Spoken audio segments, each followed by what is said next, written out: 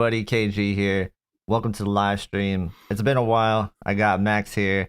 It's good to see you again, Max. How's it going, man? It's been good. It's been a long time. How's everything Yeah, with you? it's been pretty good. It's been busy. Right now it's just TV comparison season is what I like to call it. And yeah, it's kind of hectic for sure. It was kind of quiet the last 2 months, and then everything just showed up at the same time. So yeah. Yeah, it's kind of crazy to hear that because I've been meaning to put out a video for a while, but yeah, it's like all of a sudden, like the Samsung TVs came out first, and then all of a sudden, it was just everything came out all at once. It was like the G5, the TCL, the Hisense, the Sony. I'm like, man, it just came like back to back to back. And I was like, oh man, I just got overwhelmed when I was looking at all the TVs. So I was just like, oh, which one should I pick up for review and stuff? So Yeah. Yeah, they're all they're all good, dude. Like, all the flagship OLEDs that I'm checking out right now. It's like I don't know, it's the closest I've ever seen it. So they're all really good. They all have their yeah, own problems. But I think like most of the problems aren't gonna affect the general public for the most part. But yeah. So what today is a cool day because it's Prime Day. I don't know if you picked anything up, but I got a couple of 4K Blu-ray discs, and I got the new Sony Blu-ray player. But mm. yeah, I don't know if you picked anything up, but I only picked up like I had to get a new wallet oh because my yeah, wallet got destroyed. But yeah, as in like electronics wise, I did pick up. Actually, it was kind of interesting because I may be doing some traveling. So I got this little charge port, like a battery, mm-hmm. and so you could carry this on the airport and stuff. And it was going for $50, but now it's going for like 20. And you could do your iPhone or you could do your laptop and stuff like that. And which is pretty neat. And then also I did pick up a gimbal. I don't know where I put it at. Oh, it's on the other side. That DJI gimbal Yeah, 7, and that thing is pretty nice. I might be using it a lot more often because it definitely follows you as you're moving and doesn't have that issue where it shakes. Where I'm like recording certain things if I need to record on my phone compared to the camera, mm-hmm. and yeah, that's pretty neat. Yeah, so those are like the only things I really picked up during Amazon. But it was just like right before Amazon Prime Day. So I may pick up some more stuff. So Yeah. So if anybody's in chat right now, listening to us, how's the audio sound? I'm gonna do a quick test. Um, for some reason it's choppy when I'm listening to it. So I don't know if I have to reload or what, but let me no, I don't I said know. no. It sounds good. Sounds good. Okay. Maybe that's just then maybe that's just this, I guess. I don't know. Yeah. Oh yeah, it sounds fine. Say hi to Okay. everyone. I have no idea. Like all right. Um so yeah, we'll basically um we'll be kind of talking about our experiences with TVs and stuff. If you guys have any questions, some of these TVs are from last year. I know you've seen a couple from last year, and you know what's kind of funny is like the A95K is on sale. Like what? When I was kind of looking at that, and I was like, oh, you can get the A95K, um, and that's pretty interesting. So like, if you can see it on the chat right now, um, on the screen, I So have the 65-inch A95K up, and yeah, I was like surprised that's still available. mhm. I don't know, would you buy a 2022 TV in 2025? That's like a really good like No, discussion point. I think I don't think I would. Probably not.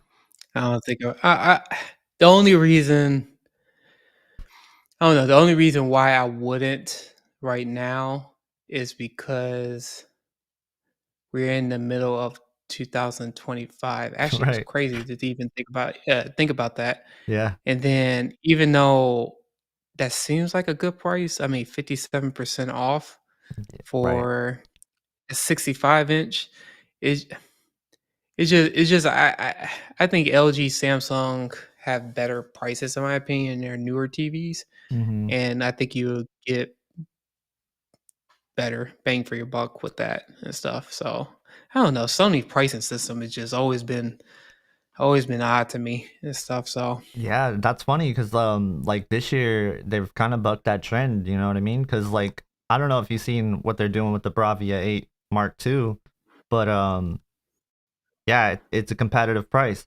So it's right now it's 2,999, and so that's like right in line with the other flagship OLED TVs, 65 inches. So you mhm. got the G5, I believe, is the same price right now. Yeah, it's and you know what's funny that you said S95F, that because yeah, I did look at the Sony Bravia 8 Mark II, yeah, and actually it's a really nice TV. I was seeing it compared to the Bravia 8 from last year. yep. Oh man, it's a night and day difference. It's Is crazy, right? is Yeah. I Hmm. have a video that I was supposed to come out with a while ago. It's either gonna come out tomorrow, depending on how fast I get done with the editing. And I see them side by side, and yeah, it is a really nice TV and stuff. You can see the vast difference between the QD OLED technology compared to the older WOLED technology. I'm Yeah. not talking about the tandem, but it just looking at both of those, it is a striking difference because I was like, and I'm going to show in the video because when I went to Best Buy, I was just like looking at it for like almost an hour Hmm. and just seeing them side by side. It's like almost every single scene, the Bravia 8 Mark II was just destroying the Bravia 8. And I hate to say the word destroying, but it really was decimating the Yeah. Bravia 8 in every possible way. Yeah, no doubt. And looking at the Bravia 8, like Mark II, I really thought it was going to be more in line with like S90F, but I got the pleasure of seeing all four right now next to each other, and it punches with all of them for the most part. You know, the S95F is a good bit brighter in some scenes, and then the G5 is a good bit brighter in some scenes, but like the majority, I'd say about 95% of the scenes, they're punching with each other. And if you want to put them in their highest dynamic tone mapping mode, funny enough, like Samsung and Sony trade blows there too, and so does LG in that respect. So it's really interesting how they're playing with the brightness this year. And it feels like whenever you need the extra brightness for the Bravia 8 Mark II, you can certainly get it delivered with the brightness preferred, which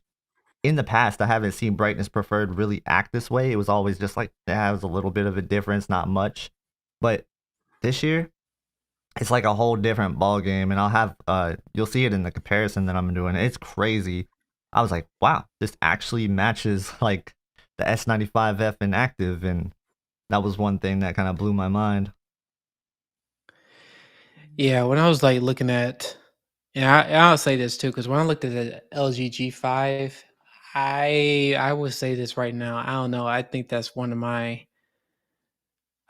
favorite or top TVs for this year. I know people say there's a lot of issues. It's a firmware update did fix a lot of it, but I don't know that G5. I was staring at it for a good minute, and I was just like, man, LG definitely stepped their game up with the G5 this year. And I was Hmm. just like looking at the content. I mean, the S95F still, without a doubt, the QD OLED technology is supposed to be superior.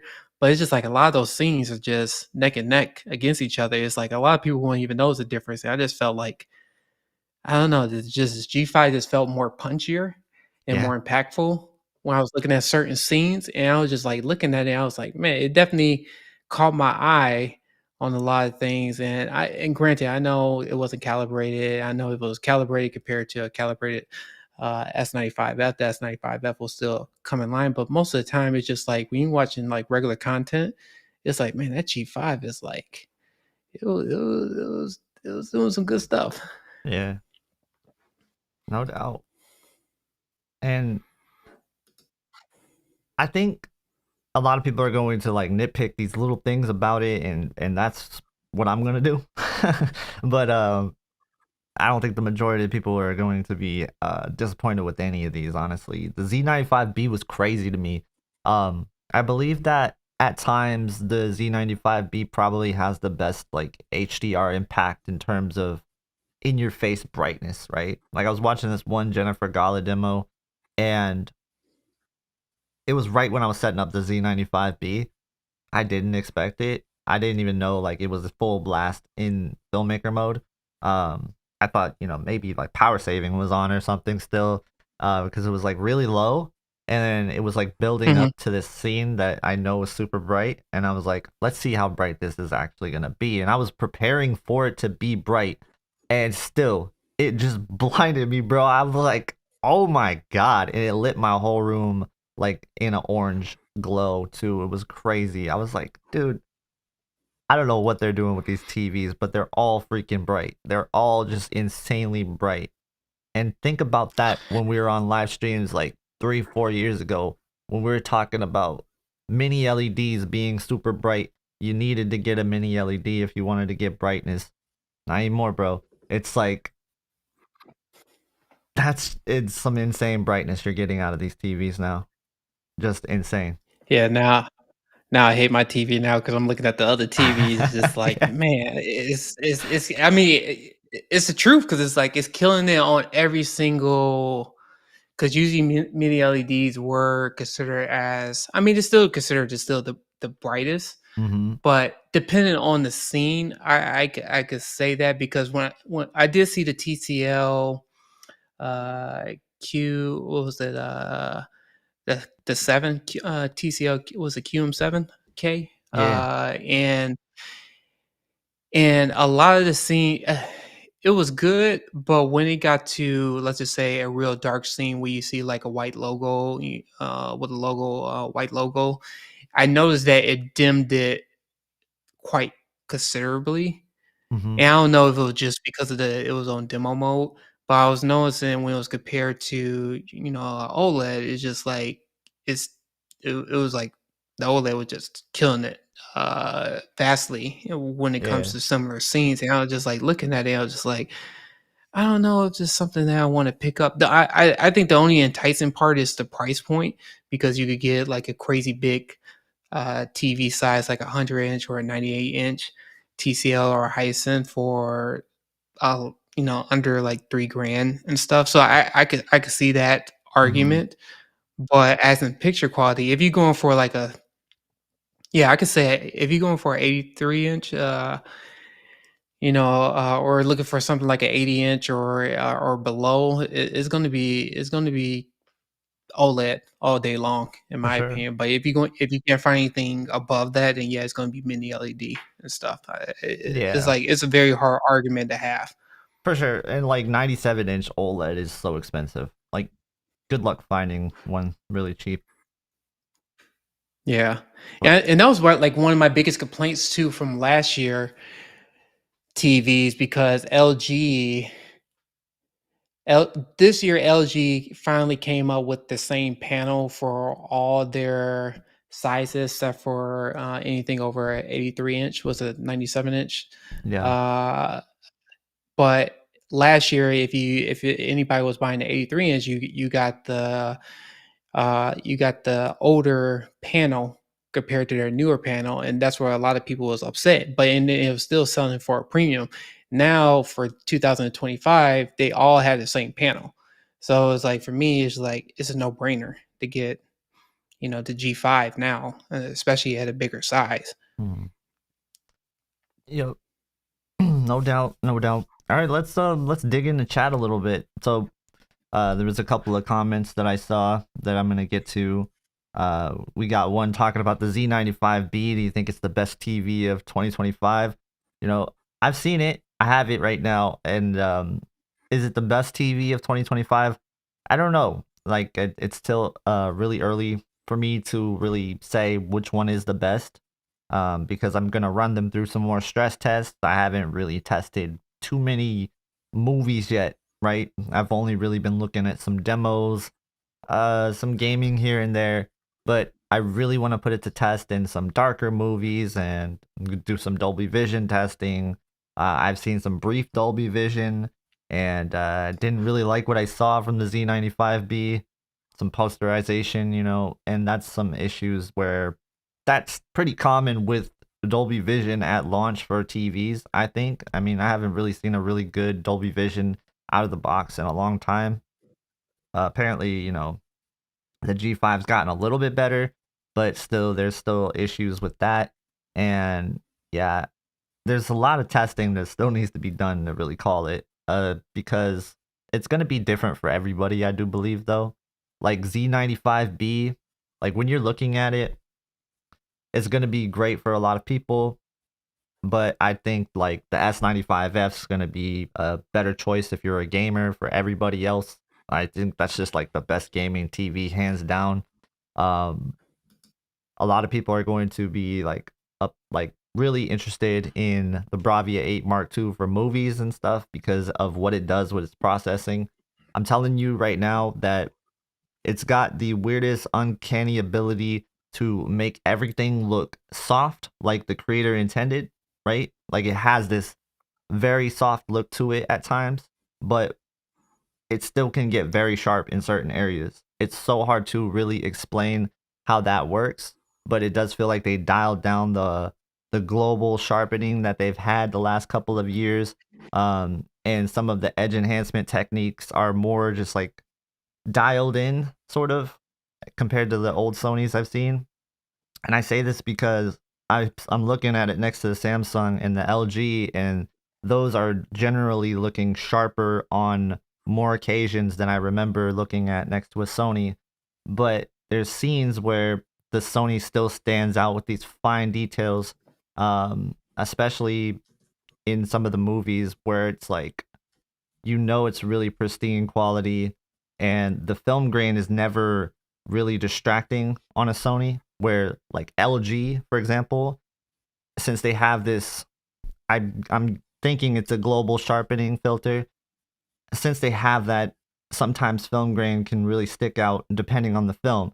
I like film grain because it's part of the film, but in the cases where it's brought out too much, it can be distracting. So like I feel people when they say that. So like I think it's gonna be different for everybody, which is the main purpose of that rant. Is like, yeah, I feel like it's gonna be different for everybody. Yeah, I haven't had a chance to check out the Panasonic TVs. I kind of wish they kind of sell it. I Yeah, wish they sell it at I Best think that's a Buy, bad but thing. Yeah, it's just being on Amazon. That's like the only thing is kind of like you really don't have a choice but to just buy it, online. And yeah, if you don't like it, it's going to be, I don't know. I think it's just a hassle, just taking it back and so forth. And compared to just going to a store, just looking at it, you had the chance to really observe to say, is this something I want to pick up or not? And you just, yeah, then you could think about it and compare it to other stuff. no doubt. And like the thing about the Z95B not being in stores is it really feels like a backdoor shady deal almost, because it's like that's how they got into the US, because it's like they have to have Prime on their TV. And I'm telling you right now, the worst thing about the Z95B is that it is a Fire TV. This thing sucks. It's absolutely terrible. Mm. It's like the worst overlay UI that you can deal with in any TV, period. It's not even close. All right, so I'm just gonna make that rant heard right now. I absolutely hate it. Like I hate it with a passion. Um, it is so clicky and clunky, and it's just not fun to navigate. And if I could find a way to just bypass it completely, that's what I'm doing. And that's what I'm exactly doing with the thing. I'm going into the options. I'm making sure that it loads to the last input, and I'm making sure that it loads straight to a streamer whenever I have it hooked up. I'm not even messing around, dude. Like Fire TV is terrible.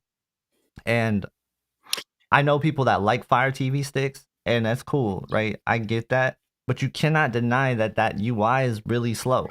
It's like there's like a built-in input delay with that UI. Is anybody in chat feel me on this? Like, I think the Fire TV Yeah, I is never one of liked those. it. You know what I mean, right? Like, Yeah, I know. Yeah, I experienced.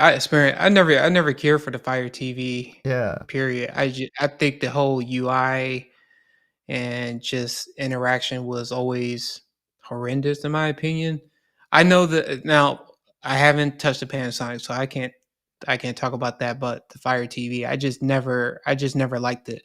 I think for me, the only purpose for the Fire TV is because of the price, because you could get it at a really good deal on those TVs, and those are something that you could just plug in if you have to have apps on there. It's kind of like same thing with the Roku TV and yeah, stuff. You just plug it in, but those consider as more consumer. When it comes to prices compared to like an Apple TV. yeah. So to me, I just never liked the UI and stuff. So and then I Hmm. hate the controller and stuff. I just never felt like it was all that great in my opinion. Yeah. And the TV we're talking about right now is the Z95B. It's not really on sale for Prime Day, but I'll link it in the chat so people know what we're talking about. And if you're interested in one, you can pick one up. It is on sale. It's $200 off of its normal price, but it's not like an extremely good deal like some of the ones we're gonna hit on today.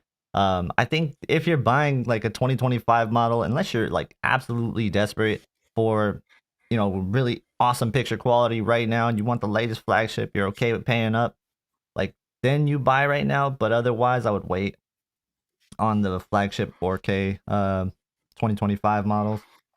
So yeah, we're talking about the Z95B. Let me go ahead and send that to the chat. But I will say this: I said all the TVs that came out so far this year as an OLED Mm-hmm. lineup, man, I don't think you could go wrong with Samsung or LG this year. And Sony, I mean, Sony got better with the pricing, but it just, I think one of their pitfalls was when it first came out, the price was just too high. And then the other thing too is I don't know why it didn't come out with a 77-inch, That's the replace the Achilles heel, I think, A95L. right? Yeah. Like I That think the Bravia that 8 that Mark II I, is great, like you're saying, and mhm. 77-inch not having that sucks. Like I think a lot of people are really having that as a pain point. But yeah, go on, go on. My bad, I didn't mean to cut you off. I was just Oh, no, it's okay. No, because where I was just gonna add to is, like, when you have an A95L, a 77-inch now, that's a two-year-old TV, it's kind I don't know. I don't know what Sony was kinda, like, thinking on there. It's just, like, my I don't know. I don't know what they was thinking. I think they were just like they were trying to hold back just because of everything that was going on with the inflations and tariffs and all that Hmm. sort of jazz that was going on. So they probably said we want to try to make sure we could serve, like when it comes to our TV, so we don't want to make it too expensive. But I don't know what I was disappointed. I really was disappointed Yeah, this year in, a little in bit. Sony's TV lineup and Three stuff. I three think the market. TVs, right? I think that was the biggest Yeah, disappointment for people. Three TVs, but for the most part, like I think their flagship is good. Really like the yeah, Bravia 8 Mark II. I think this is an upgrade over the A95L. And I think the misconception out there is like it's not. And I understand oh that because it's not like there's no 77, but it's like I've seen it. Now like I've seen it, and there's no way an A95L stacks up to the other flagships like this. So it definitely yeah, belongs in the flagship category. But I do agree with you. I think the Sony lineup was very weak in terms of the extra things that they've added to the lineup. Like the Bravia 5, it's cool, but it's just kind of like an X90L like upgrade, right? And it's very hmm similar spec, honestly, if we're looking at it. But that is one thing where I see with the Bravia 5 what they're doing. They're coming out more aggressive, like with the bigger sizes. Like the 98 inch is already like 5,000, which is might sound expensive, but for Sony, that's actually a pretty decent deal for a 98 inch. You know what I mean? Um, and talking about 98 I don't inch know. mini LED too. I don't know. Compared to TCL and Yeah, Hisense and I stuff, but you have to understand that TCL ones at that price, like 2000 and stuff. Those are like not mm-hmm, mini LED TVs unless you're getting last year's model, you know. yeah, But that's I do true. believe the QM8, like we're gonna hit on that a little bit later in this stream. The 98 inch QM8 I believe is like $3,000 right now. Yeah. So that's one to kind of highlight. But let's stick to the Z95. I don't want to get off topic because I just want to finish up on the Z95. Um, the FOMO, stop the FOMO in the chat was saying that he loves the Z95B. He actually did a video today talking about like how it's his favorite TV. So yeah, the Z95B to close it out. I don't want to say it's my favorite. I don't want to say anything's my favorite yet. I still need to look at everything. But yep, it certainly it impressed me. It really did. It's different from any other TV I've seen in terms of the setup process on how you get HDR to like work. There's like 3 different modes. They have the dynamic mode, which is going to work similar to how Sony's gradation preferred works. And then they also have a clipped 2000 mode where like anything over 2000 is just going to clip. And they also have a clipped 1000 mode where like anything over 1000 is going to clip. So I think having this flexibility is really cool. I got the 55-inch version, and there's part of me that wants to like keep it long term, like super long term, just because it has those clipped modes and I can use it as a grading monitor for HDR and things like that. So I think yeah, it's a really cool. And the other thing about it is the sound system. Holy moly, man. I thought Sony had good sound systems for their TVs. This is incredible. Like this thing, Mm-hmm, this thing is crazy. Like people don't like this speaker grill underneath. Um, mm-hmm. but I'm telling you, this thing is insane. Um, if you listen to it compared to any other TV so far that I've heard, it definitely blows it out the water. Like not even close. Oh, that's saying a lot. Yeah. Yeah, it's got some punch to it. Um that's for sure. I would say the thing that gets closest to it is probably one of the more recent high senses. I think the U8N that I heard was pretty decent, and the Mm-hmm. Bravia 9. The Bravia 9 sounds really good as well. The Bravia 9 still has kind of like a wider soundstage like feeling to it. Um, but this thing just like has everything, bro. Like the bass is there, the high frequencies, the mid frequencies, everything just sounds really good. Like I'm an audio like nerd when it comes down to like diagnosing things. I really wish I could have a Mm-hmm. professional audio setup in terms of like the hi-fi stuff, like FOMO has and stuff. I don't have the home or the capability to get there yet. One day, but until Oh, then, it will like get you there. have to settle for like things like this. And on the same topic of sound, let's transition because like we had somebody in chat earlier. Let me see exactly who it was. I think it was Getty G Man, long time chatter. He said he got the A95L 77-inch, which is a good purchase if you're looking for a 77-inch, and the quad. So let's talk about the quad because I got the quad and I reviewed the quad. I think the quad is awesome, honestly. Sounds really good. It is one of those that I felt like it's a premium purchase for sure, and you're gonna pay a little bit of a premium on it, but you're gonna get probably one of the more unique sound systems that is out there. Because it's not like a sound bar in the sense where it's like you have it underneath your TV. You just have these in 4 locations. The downside is you need 4 wall outlets, but most premium sound bars have like the side speakers and stuff where you need 4 wall outlets anyway. if you could set this up like on the wall, you get it wall mounted. I think it's one of the coolest looking systems. Um, but yeah, I thought it was really good. I love the design aesthetics of it for sure. But I don't know. Have you gotten to hear the quad? No, I haven't No. heard the quad. No, I wish I could demo it Yeah. one day, but um it just I mean, I'm because I still got the Sony A9 A9F Mm-hmm. uh upstairs, and I use that for my center speaker. So for me,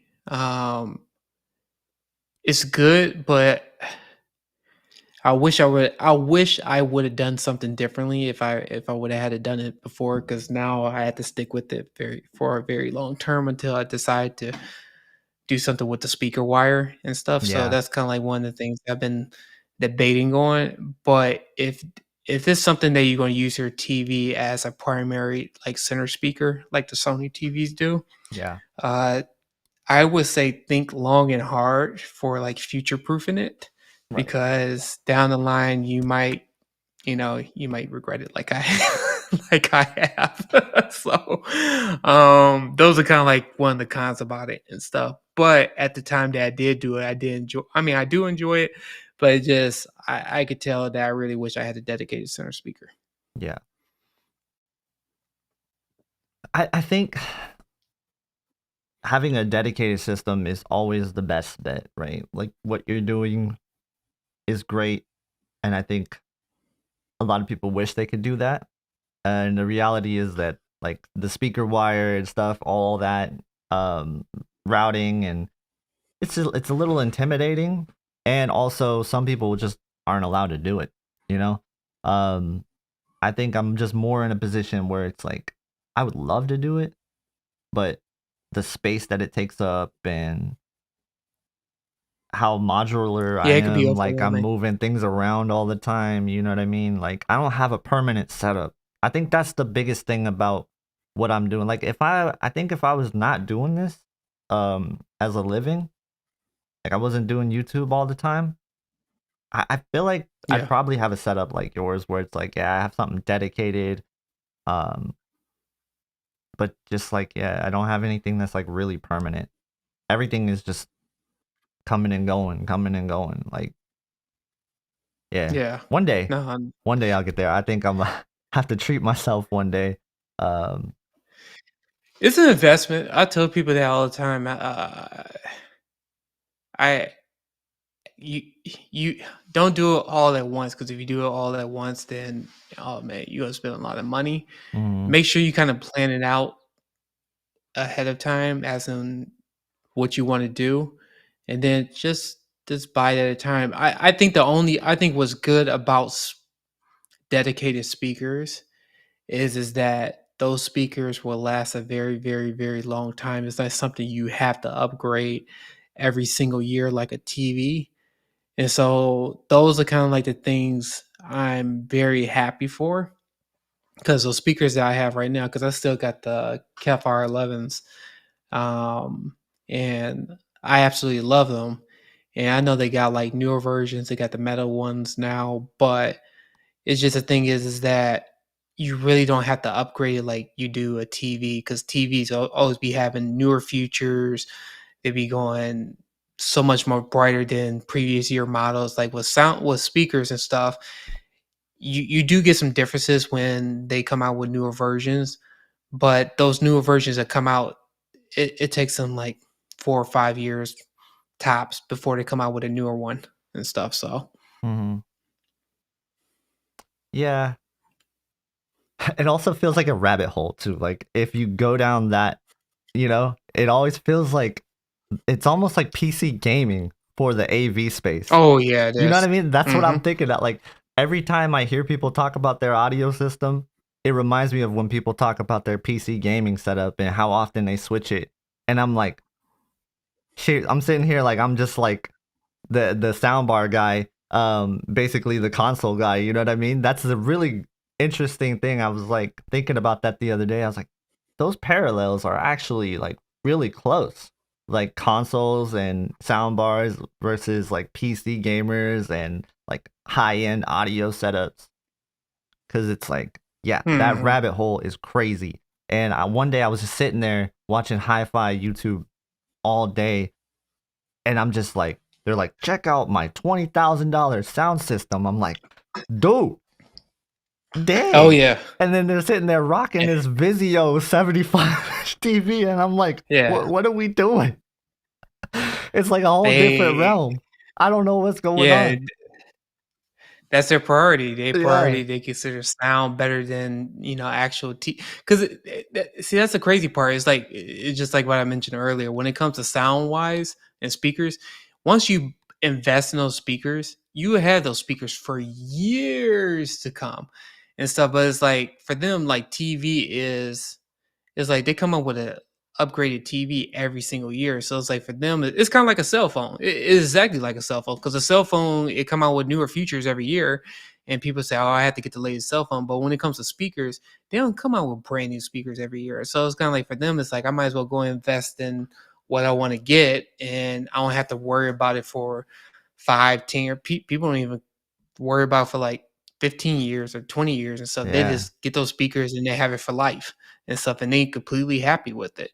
Unless they want to like upgrade like a subwoofers, that's a whole nother category on its own. Subwoofers, that's a little bit different. I can see people upgrading subwoofers all the time because sometimes they want to get a bigger subwoofer to get more of that theater impact. And then sometimes you can even add more subwoofers to your home theater system, and then you could, yeah, you could daisy chain them, and it's so many different routes and stuff. It's kind of crazy just to even think about it. But yeah, you going back to what you were saying, yeah, it's a rabbit hole. You could just constantly keep yeah. on looking at stuff, and then you saying like, oh, I could do this, oh, I could do this, oh no, I could do this too.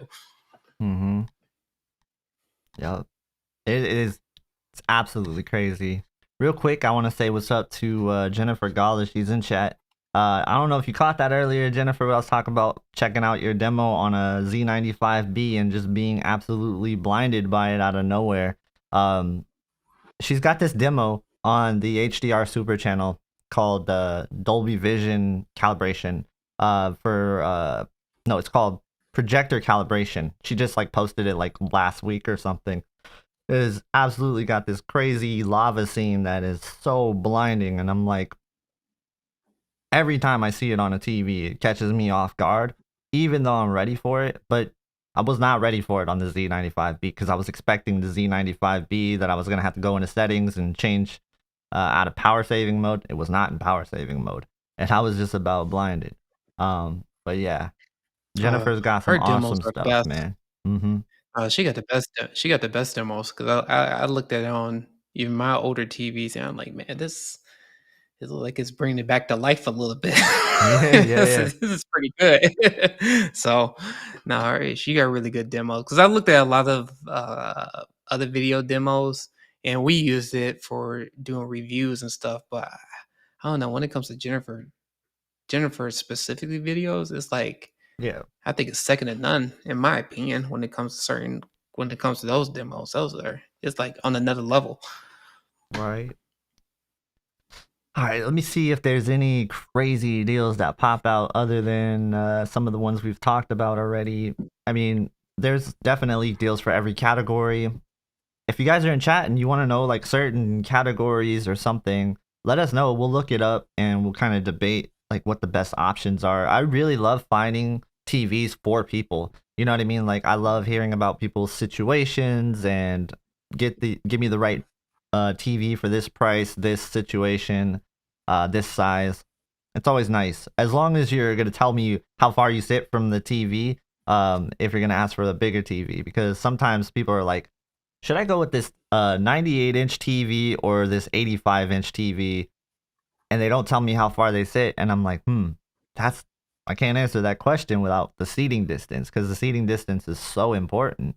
You know, like Oh, it's very important, but at the same time too, it's like oh yeah, just be in front of just sit like 3 feet just, from a just 98-inch. Why not? just like look at the content.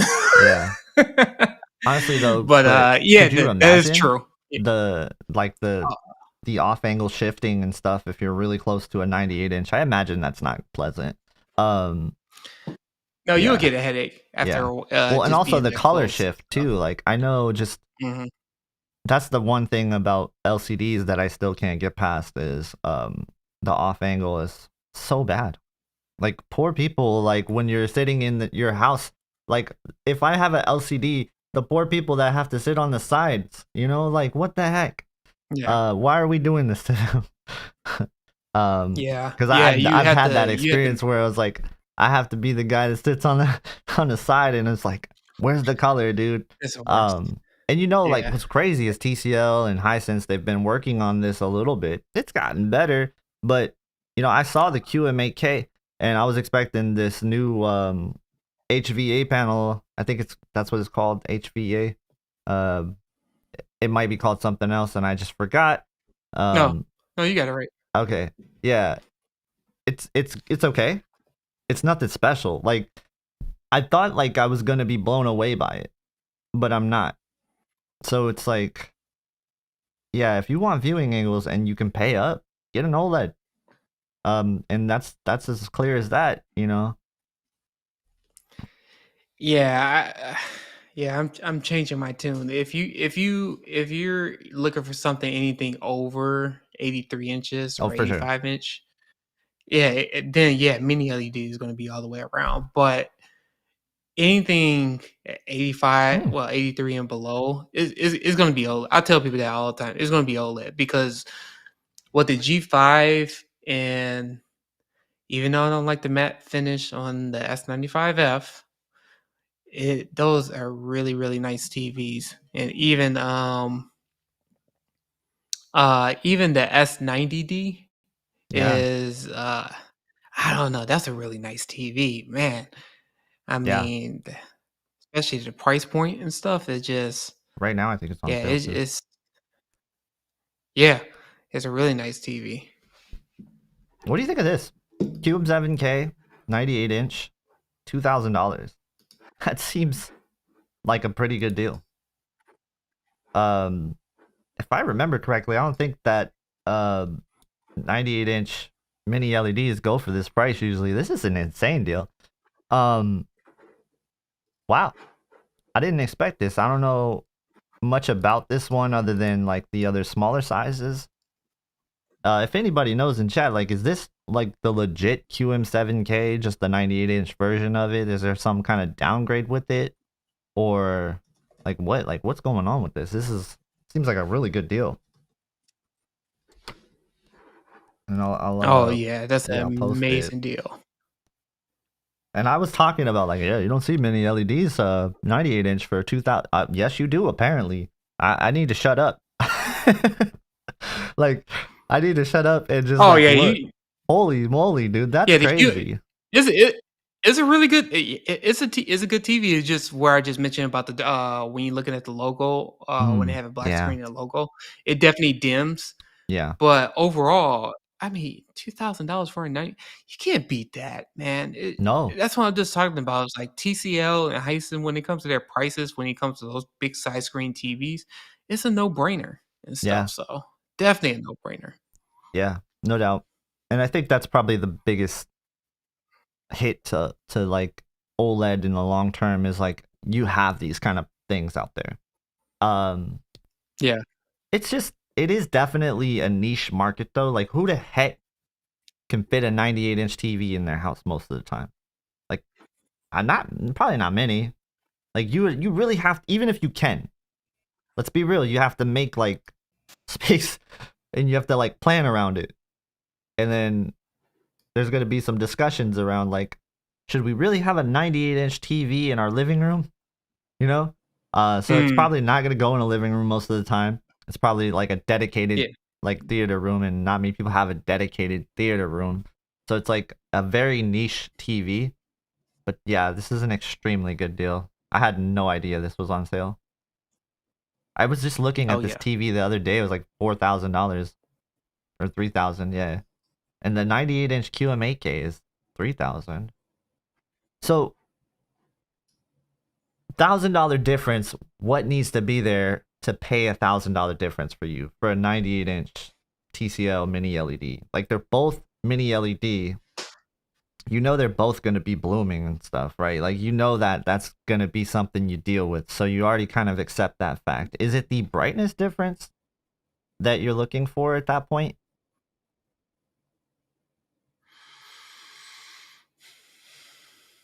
I don't know how much. Well, you looked at the QM8K, so Yeah. uh, I haven't seen it in person. I only could talk to the QM7K. I think it's a nice TV. Yeah. I think it. I don't know. I can't say. I mean, I know FOMO's still in the chat right now. He Yeah, did FOMO's mention seen them that both. Yeah, let us know, FOMO. yeah.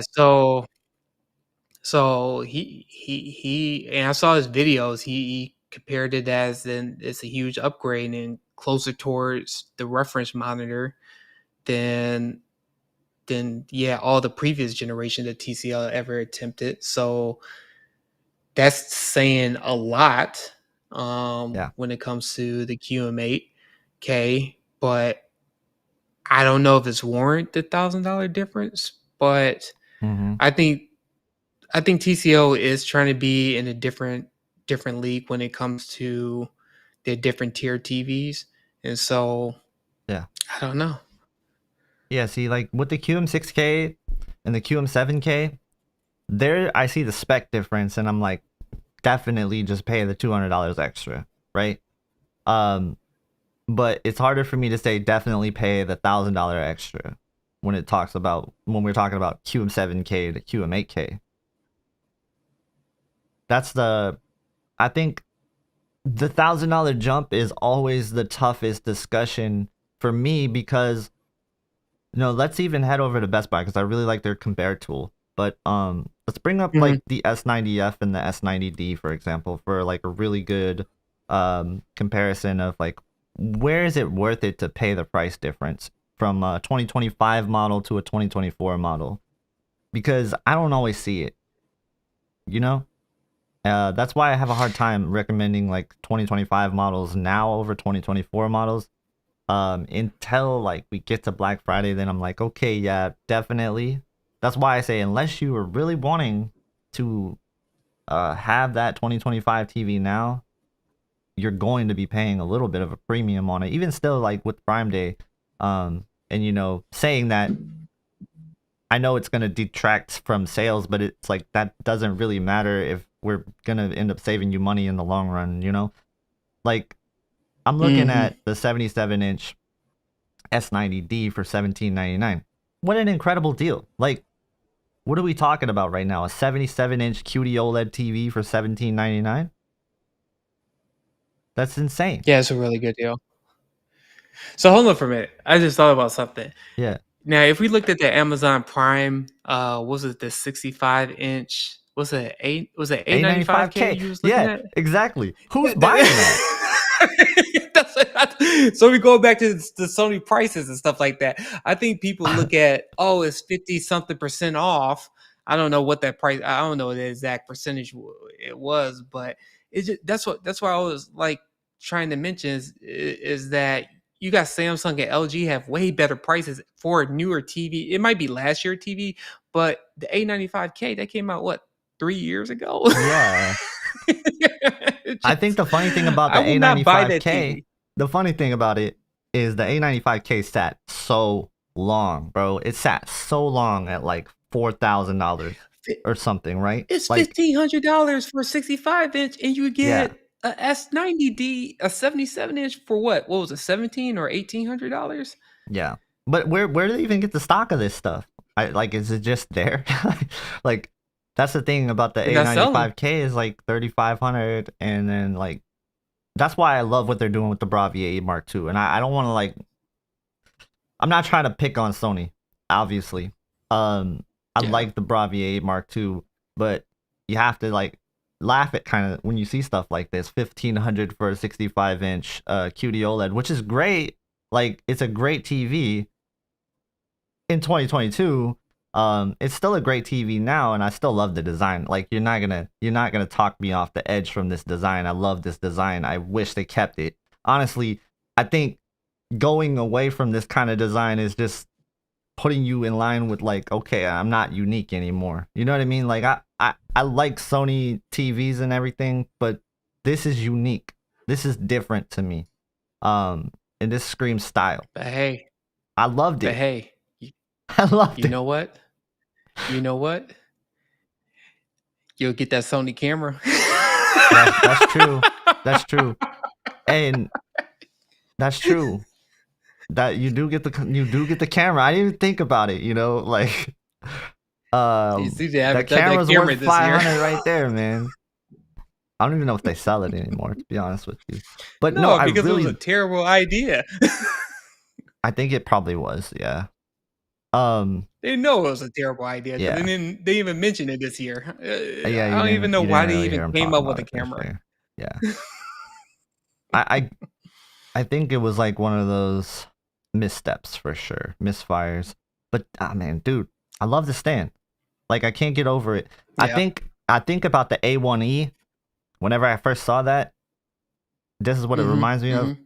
Keep that design process. Like go back to that design, Sony. I know people are like, "Ah, don't do that. Don't do that." You can always get a mounted stand if you want. If you don't like the stand, like you can always do it. Yeah. But like Fomo just said it. Like that stylish A95K is my bedroom TV. It looks so cool. I almost bought it like because it looked so cool. I was like, that is just like such a set piece. And if I had the right room for it, it probably would still be something that I buy. But nah, this is an insane deal. Like, what are we talking about? 77-inch. This is what we're talking about. You're not paying for an S90F right now. I don't think you are. And if you are, I wouldn't. Like, this is me definitely telling you not to do it because $17.99 is a better deal. You know? It's just a better deal. Yeah, and it's you're still getting QD OLED and stuff. So yeah. No, I don't know. I just can't go with the A95K, 65-inch. No, I don't recommend it right now. No. I can see if it was hovering just over 1,000, maybe like let's just say I give it 1,200. If it was 1,200 down, but yeah, go for it. Yeah. And stuff like that. Yeah, but not $1,500. No. And stuff. No. Not a 3-year-old TV. No. And it's about to be a 4-year-old TV because 2026 is going to be creeping up real soon. All right, devil's advocate though, I would buy this. I don't know if it's still available. I'd buy this. Yeah, that's a nice TV. 85-inch, $13.99. It's a 2023 TV, but it's an 85-inch. Like, so that's something like, where are you gonna get an 85-inch mini LED of this quality? You know, so I think this is probably the last. Honestly, like, let's be if we're being real right now. This is a stream where we're being real. This is the best mini LED TV that Samsung has made so far. In terms of, well, like not counting the 8Ks, right? I think this is better than the QN90D. I think this is better than the QN90F. So this was the last good QN90 series TV because it used the BOE ADS panel. That's just a hot take. Maybe that's a hot take. I don't know. I like this TV. Give me just 1 minute. Right quick. I'll be right back. You're good. I'll talk to the chat and rant a little bit. But yeah. Talking about the price difference, that is what I would do. And then see, look, Brandon doesn't like it. Brandon, why don't you like the design? It's a bit ugly. It's a bit ugly, huh? Okay. Samsung should stick to their guns and resist the Dolby Vision shakedown. I agree. I think Dolby Vision sucks for the most part. Like, every time I see it on a TV, I'm like, I'm not using this. I'm not using this mode. It's okay on the Bravia 8 Mark II, like, but I'm never going to use it that much because HDR is going to give me just about the same, and then there's probably these little underlying issues I'll run into later. You never know. Firmware update changes. First thing that changes sometimes, Dolby Vision. It happens a lot. But I really did like, if like we're speaking about the A95K, that was really good Dolby Vision mode on the A95K. Z95B's Dolby Vision is not good. G5's Dolby Vision at launch was not good. It's okay now. Like, so Dolby Vision's not something I really throw in the discussion pool too much on a thing where it's like a must-have. Where do you rank the S90D? I think it's I definitely think it's the A tier TV, right? Like, I don't think that it's better than the S90F. I really don't think it's better than the S90F. The S90F is a better TV for sure. It's a higher peak brightness. It's got just overall better picture quality because it has better processing. It's a good TV, but it's not this price difference better than the S90D. So that gap, like if you've seen them side by side, you probably wouldn't see that much of a difference, especially in most content. Man, see, look, why are all right, High Def said that thing leans back more than Fat Joe. All right, sure. The lean is maybe not everybody's cup of tea. I can see that. I just think the design looks cool. Maybe if they had it kind of like coming straight out the ground, like design, like you know how the LG TVs had the things that rise out of the thing. Like, what if? All right, listen, Sony. Here's the next TV idea. You have it, and it's like the A95K, but instead of leaning, it's just sticking straight up like a gravestone, and that's just brilliant. I think you should do it. I think that would be the best thing. That's free ideas. You don't have to worry about tipping hazards or anything like that. You're not gonna get in trouble for that.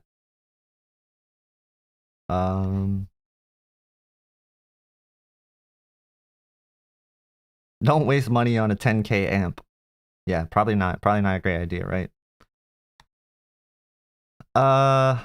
Let's see, where are those? Z90D has oversaturated colors.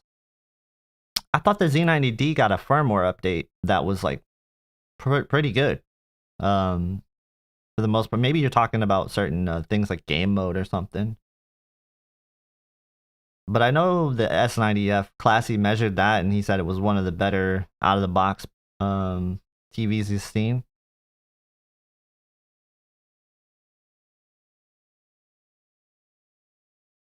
High def, you just need to lean forward. That was a good one, FOMO. All right, let's check out some more deals. So those TCL deals definitely stuck out. The S90D obviously sticks out. I think 55 inch is $9.99 right now. No, it's not. It's not even available. It's sold out. Can't even buy it. 65 inch is $11.99 though. That's pretty good. So yeah, I mean, if you guys have any questions, let me know. We'll definitely search for some things. We'll probably be running for like maybe 30 more minutes or so. Let me see what we got here. And if you guys have any questions on all four of the flagship OLED TVs, I have them. And I'm gonna be doing a big comparison with them pretty soon. And I may or may not, I don't know if I'm gonna finish it tonight, but I might have the S95F versus Bravia 8 Mark II video going up Thursday? Maybe tomorrow? Maybe even tomorrow. Yeah, it's possible. I kind of want to let HDR finish processing though, so it might not go up tomorrow. Let's see.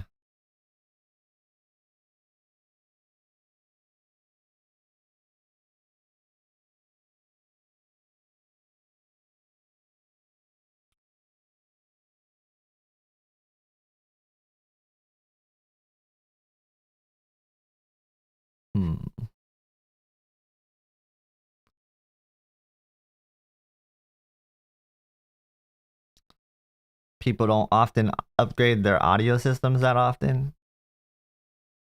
I mean, I've heard I've heard a lot of people do. I guess that says a lot about certain parts of it, right? I guess certain parts of it is probably gear driven. It's like I'm in the pro audio space in terms of like microphones and studio monitors and pretty much everything like a musician would ever want. And I'm always buying stuff for no reason. Sometimes I'm like, why am I buying this? I can't play the cello, you know? Like, but sometimes it just happens and you just buy instruments. One day, Tech, stop hating. I'm not hating. I'm just talking. You know what I mean? But yeah, I like instruments. They're fun. I think an audio system would be good. My audio system is so old it doesn't have HDMI. Dang. That sounds like an insult you would throw at somebody. Like if you were fighting with them, you'd be like, your audio system is so old it doesn't have HDMI. And then everybody would be like, oh, dang. Oh no, don't do that. KG should take off his shirt for a super chat. Nope. That's not happening. Sorry about that. There will be no shirt removing on this stream.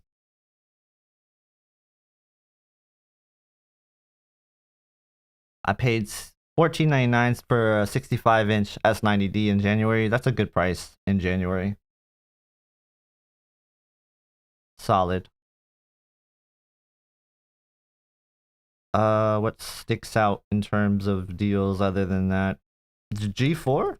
I think the G4 is actually pretty good because it comes with a 5-year warranty. Was kind of like the TV that I really liked last year.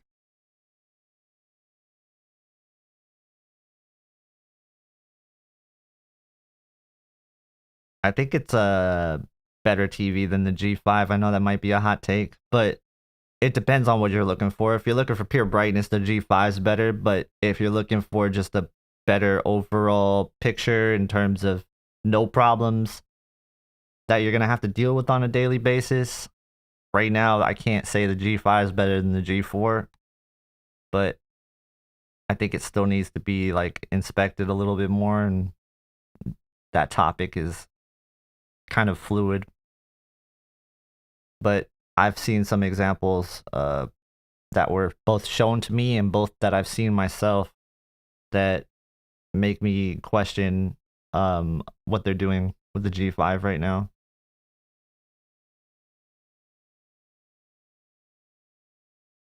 Do you feel that the G5 is artificially sharp, which has the most pop out of the major players? Yeah, I think it is definitely artificially sharp by design. And by design, it does have the most pop because of that. So I think, if you're a fan of that, then it will definitely pull you in. I like it. I do. But when you're seeing it in film grain and stuff, I don't like that. Like when it brings out film grain, when it brings out noise in the shadows and stuff, I don't like that. Like there's a reason why film grain is integrated in a lot of the films. It's not just because it's a stylistic choice, it's also because it hides some of the low light issues that you have with cameras. So when you are seeing that be brought up even more, sometimes it's not pleasant. So I think the G5 is great. It has a lot of brightness. It has some issues with low light though.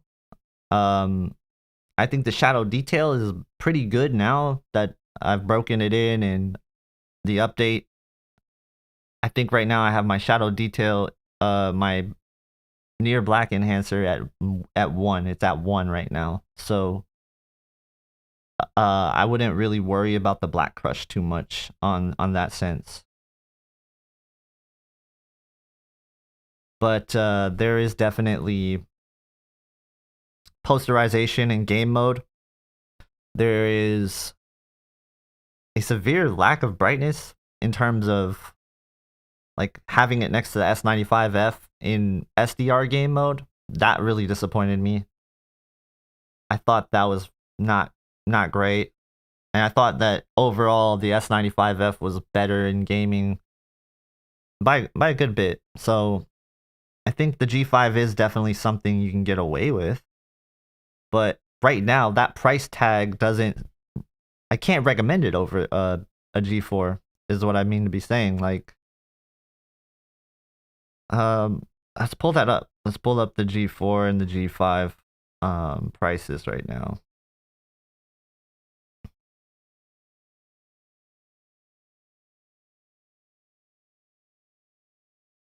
Yeah, that's quite a big gap.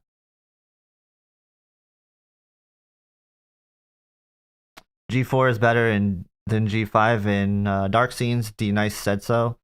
Yeah, I've been hearing the same thing, and since I don't have a G4 right now to compare it to it, I'm just judging it based on the other TVs.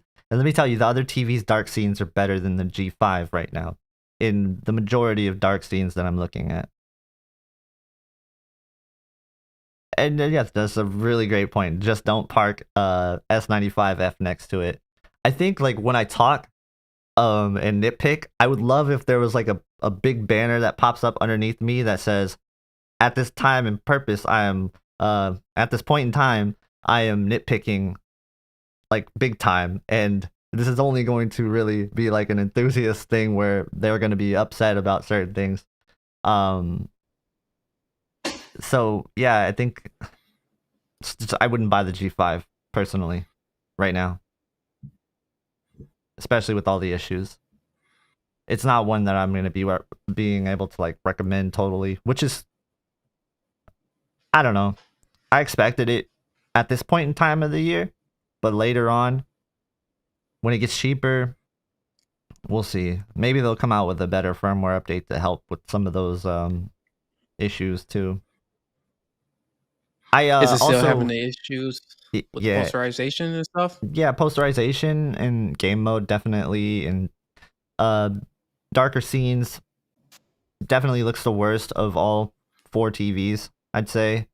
And it's like it's kind of like a one trick pony, right? It's like it's like a brightness. It's like brightness and sharpness. So I guess it's a 2 trick pony. And that sharpness thing sometimes goes against it because it brings out film grain too much. Like, I don't know, FOMO, Mm. have you felt that as well? Like, have you felt like the G5 is bringing out film grain a little bit? Or like not even film grain, maybe sometimes just like noise in general that's there from being a lower light scene? Like that's how I'm feeling after seeing I a think couple of that I would. examples. And I want to shout somebody out on it. AVS forums. There's this user on there named Tom Cup. He pointed out some scenes to me that I was able to check out, and I was able to check some of them out. There's this Last of Us scene, and that's pretty noticeable on all 4 TVs. That the G5's doing that the worst. Now it's not like as bad as the example he showed me on like his picture, so maybe he has like a worse version of it, or something, or maybe it's just the way you took the picture. But it was definitely not the best of the 4, and I have to say it that way because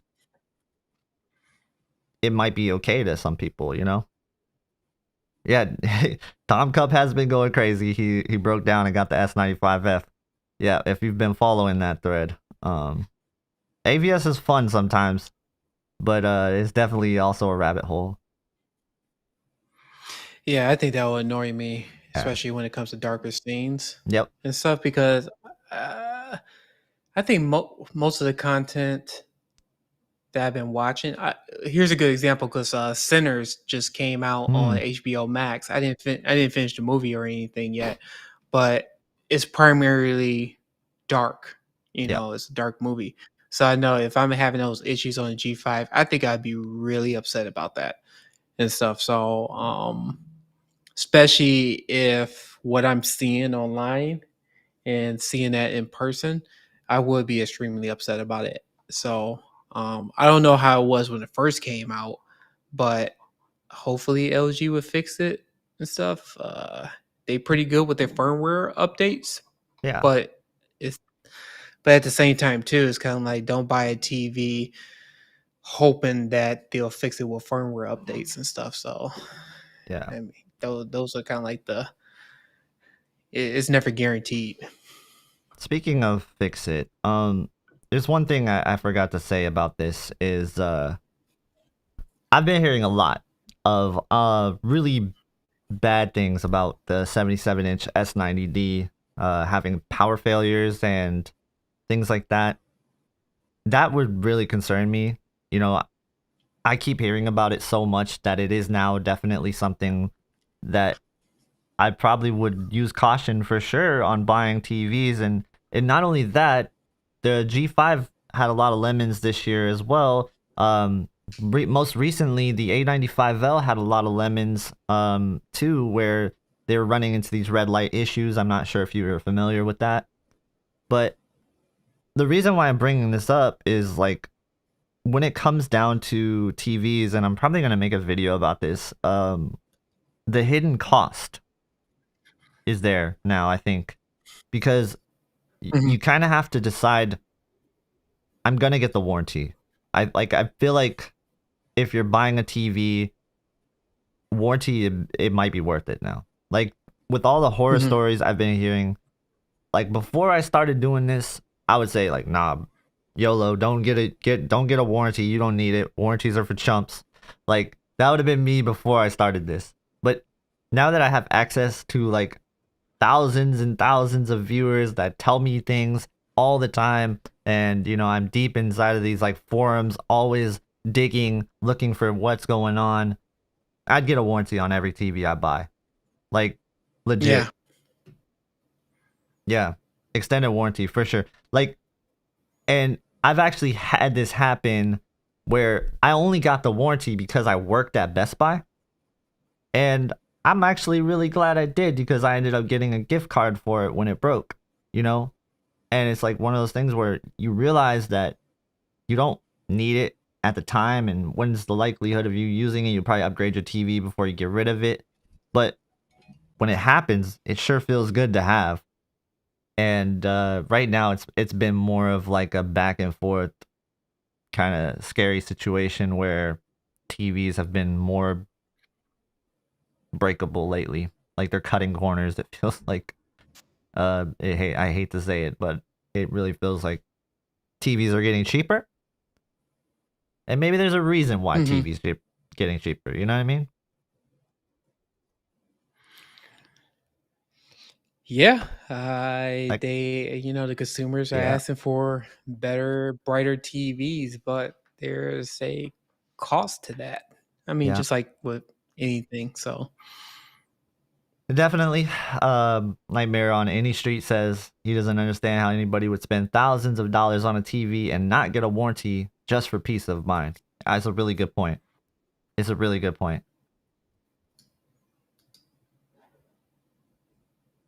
Yeah, when you get the yeah, I Z95B will for buy half one off, you day. better get the warranty. Yeah. Shout out to the people that got the Z95B from my links. Thank you for doing that. And I hope you enjoy your TV at that awesome price.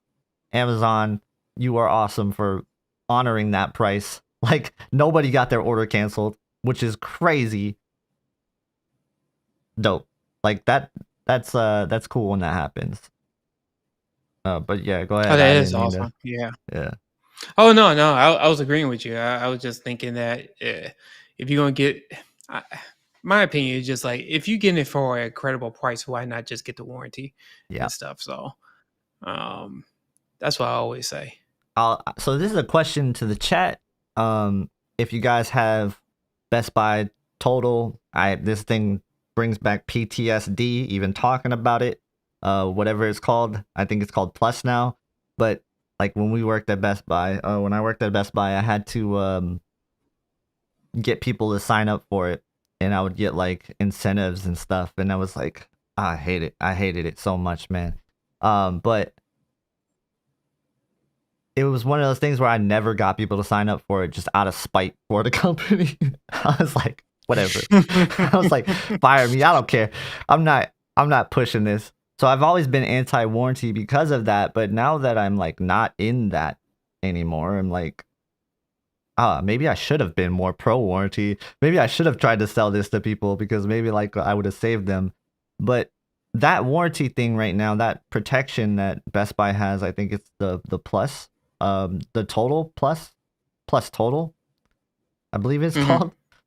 Um, Yeah. that supposedly comes with some sort of warranty protection on everything you buy. I don't know how that works. Does anybody in chat know how that works with TVs? Is it covered as long as you have the TV and the total plan, or is it like something totally different? I had to think about it. So I canceled mine this year. So what it originally is that if you are a total member, Mm-hmm. and let's just say if you bought a TV this year, they would cover it for me it was a couple of years. I think it was a couple of years, and then they'll let you know if you want to extend the warranty. Then you have to pay a monthly fee, and depending on what TV it is, I think they was offering my X95K because it was coming out of that warranty, and they were saying like it for an extra $5 or $10 a month, you'll get that extended warranty and stuff. But it's up to you Hmm. if you want to do that. Okay.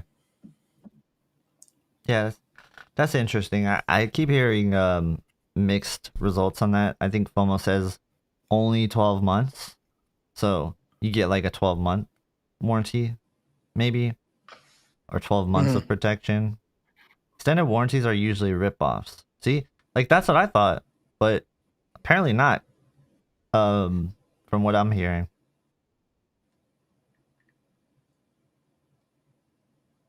Yeah, I mean, I think warranties got a lot more expensive than what it was Yeah, before, that's true. I don't even know the price of but warranties like lately. oh, it's It's it's a bad. lot of money. It's Yeah. it's it's yeah. I think depending on what TV it is and what price tier it is, I think you could easily pay close to 1,000 Yeah. on the warranty and stuff. It's not like how it used to be, where it's like, oh, you get a 4 year or 5 year warranty for let's say $300 or $400. They don't do it that way. They try to get you in the whole subscription type base, Mm, where I said we'll do it for the first 2 years. Then after the 2 years, you have to pay whatever and stuff. So yeah. That's that's I don't like that. hmm Yeah. I definitely don't like that. yeah, it's. I mean, a lot. It seemed like we get into the whole subscription type base Yeah. method, That which that, that is sucks. I hate that model so that's a problem. much. That's a huge Yeah. it's a huge problem and stuff. It's not just with streaming services like Netflix and Hulu and Disney Plus. It's like it's also with car vehicles. It's also with phones. It's also with warranties. I mean, it's just like everything that they could add a monthly subscription to, they would do it and stuff. And I hopefully it might come a time when they stop doing it. But as of right Yeah. now, everything is subscription based. Yeah. Yeah. The subscription based thing is like crazy because like we started that to get away from cord cut, just we're cord cutting now. And it's like, well, now we're back on the Hmm. cord. Like it's basically Yeah. cable now and it sucks. So Oh, it is. Yeah, it's just like yeah. YouTube. It's like what you're watching right now. You got to be on YouTube Premium just to Yeah. so you won't True. see the ads. I I don't mean, even know, like, it's the same yeah. How thing many like times have you streaming. got ads? I don't even know. Like, I haven't been watching the stream, and I'm sorry if like I got cut off talking because this streaming thing doesn't tell me when you're getting an ad. But like I Hmm. can't see that, which sucks. I guess it's automatic and it puts me like in a side screen or something. I don't know. But Yeah, It's Yeah, just yeah, it's bad. I don't know. It's yeah, it's bad and stuff. Like just like Twitch and stuff. You got a lot of people. You say, "Oh yeah, buy my subscription," and you don't Yeah, have to see the ads for like a month or whatever the case may be. So I don't know. I mean, it's a new. I want to say it's a new thing, but it's it's just a bad yeah. I don't know trend what they're that's gonna been do. happening. Yeah. Yeah, it is. It Oh, is it's because you just don't get like to save for the last money five because. years, right? Like it just does feel like the last 5 years flew by, and we've got a lot of bad things out Hmm. of that. So Hmm. Yeah. Yeah, you're absolutely right about that. so yeah. Anybody in chat with the questions on deals, let us know. I haven't been showing too many deals in terms of like what's been out there. I showed a lot of the stuff that I like, that I can point out to you. I showed you some 98-inch deals that are out there. I think 85-inch, 98-inch, those are the mini LED territory. Hmm. Everything else is probably OLED. And then, like, I think that's one of the discussions that everybody should have eventually. I think we've got to stop pretending like mini LED is like relevant anymore. Like honestly,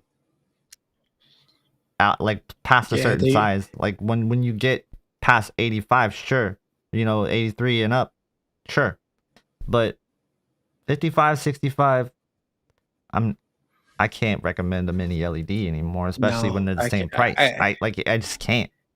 No, no, I can't. I can't either. Unless they is a drastically different price, like lower price. Like if it was like $1,000, then that's a different discussion Yeah, and stuff. So, and some of these like TCL um, and Hisense, like really great deals, U7, QM7, those are really good deals, especially when you can get them under those prices. But I say once you cross that threshold, that $1,000 threshold, if you're not looking at OLED, you're doing yourself a disfavor, like a disservice, really.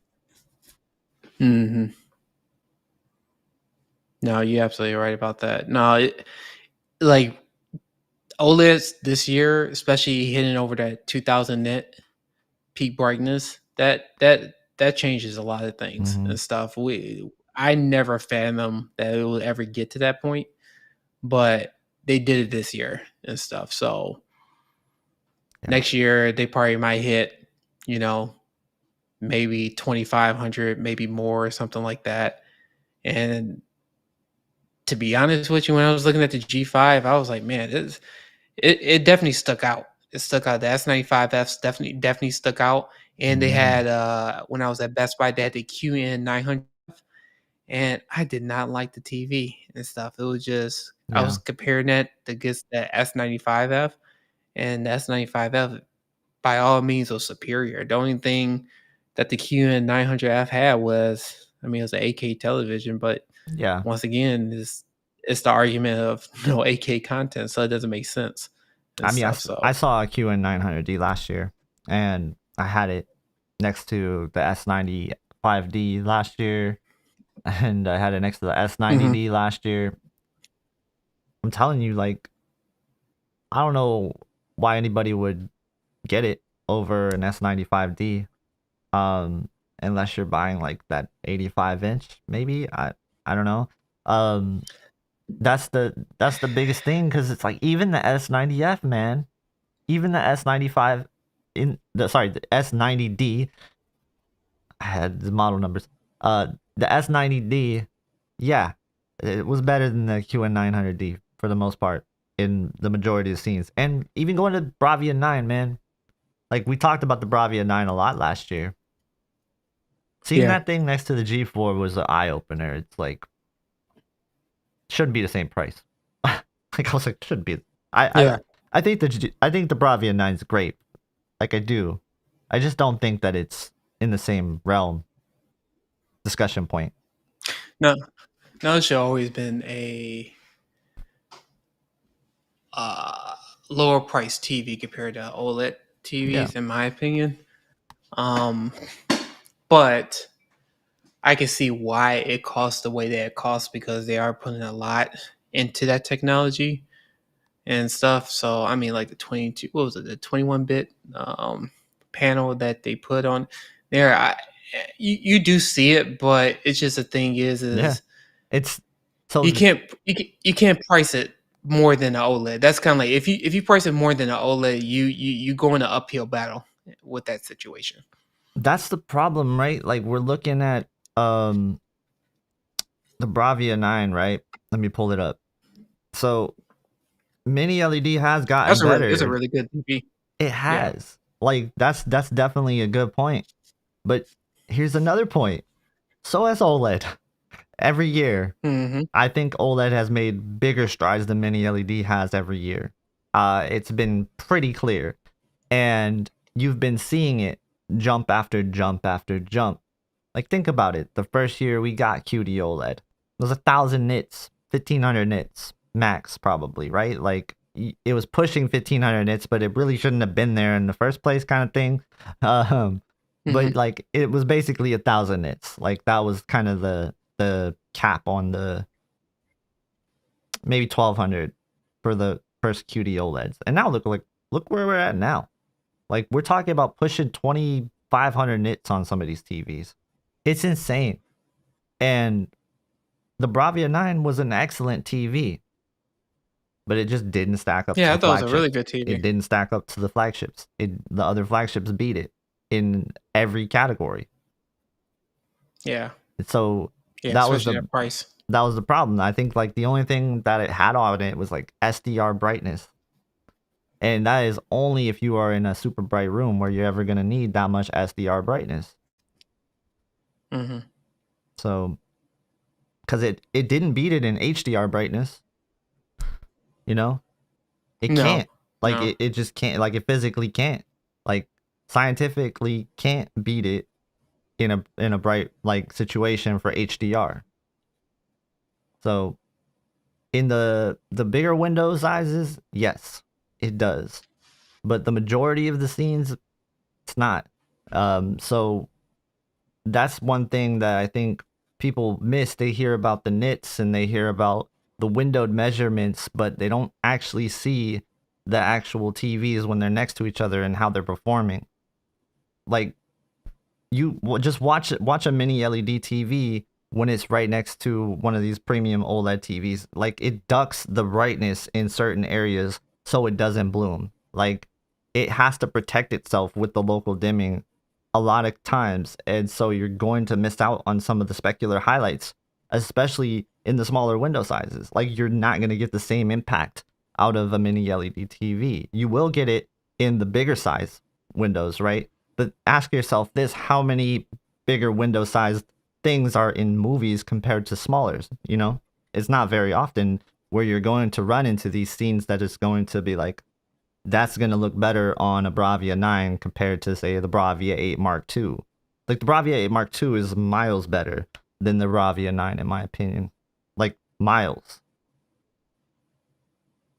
Oh yeah.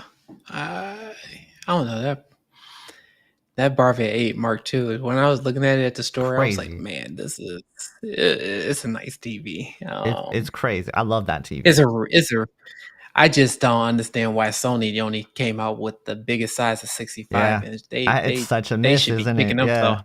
Such a Oh, miss. they kick. Oh, that was a huge mistake on that one and stuff. Because I looked because when I was looking at it against the Bravia 8, which just came out last year, Hmm. it was a huge difference. I mean, it was a night and day difference when I looked at those two TVs. I was like, this is vast.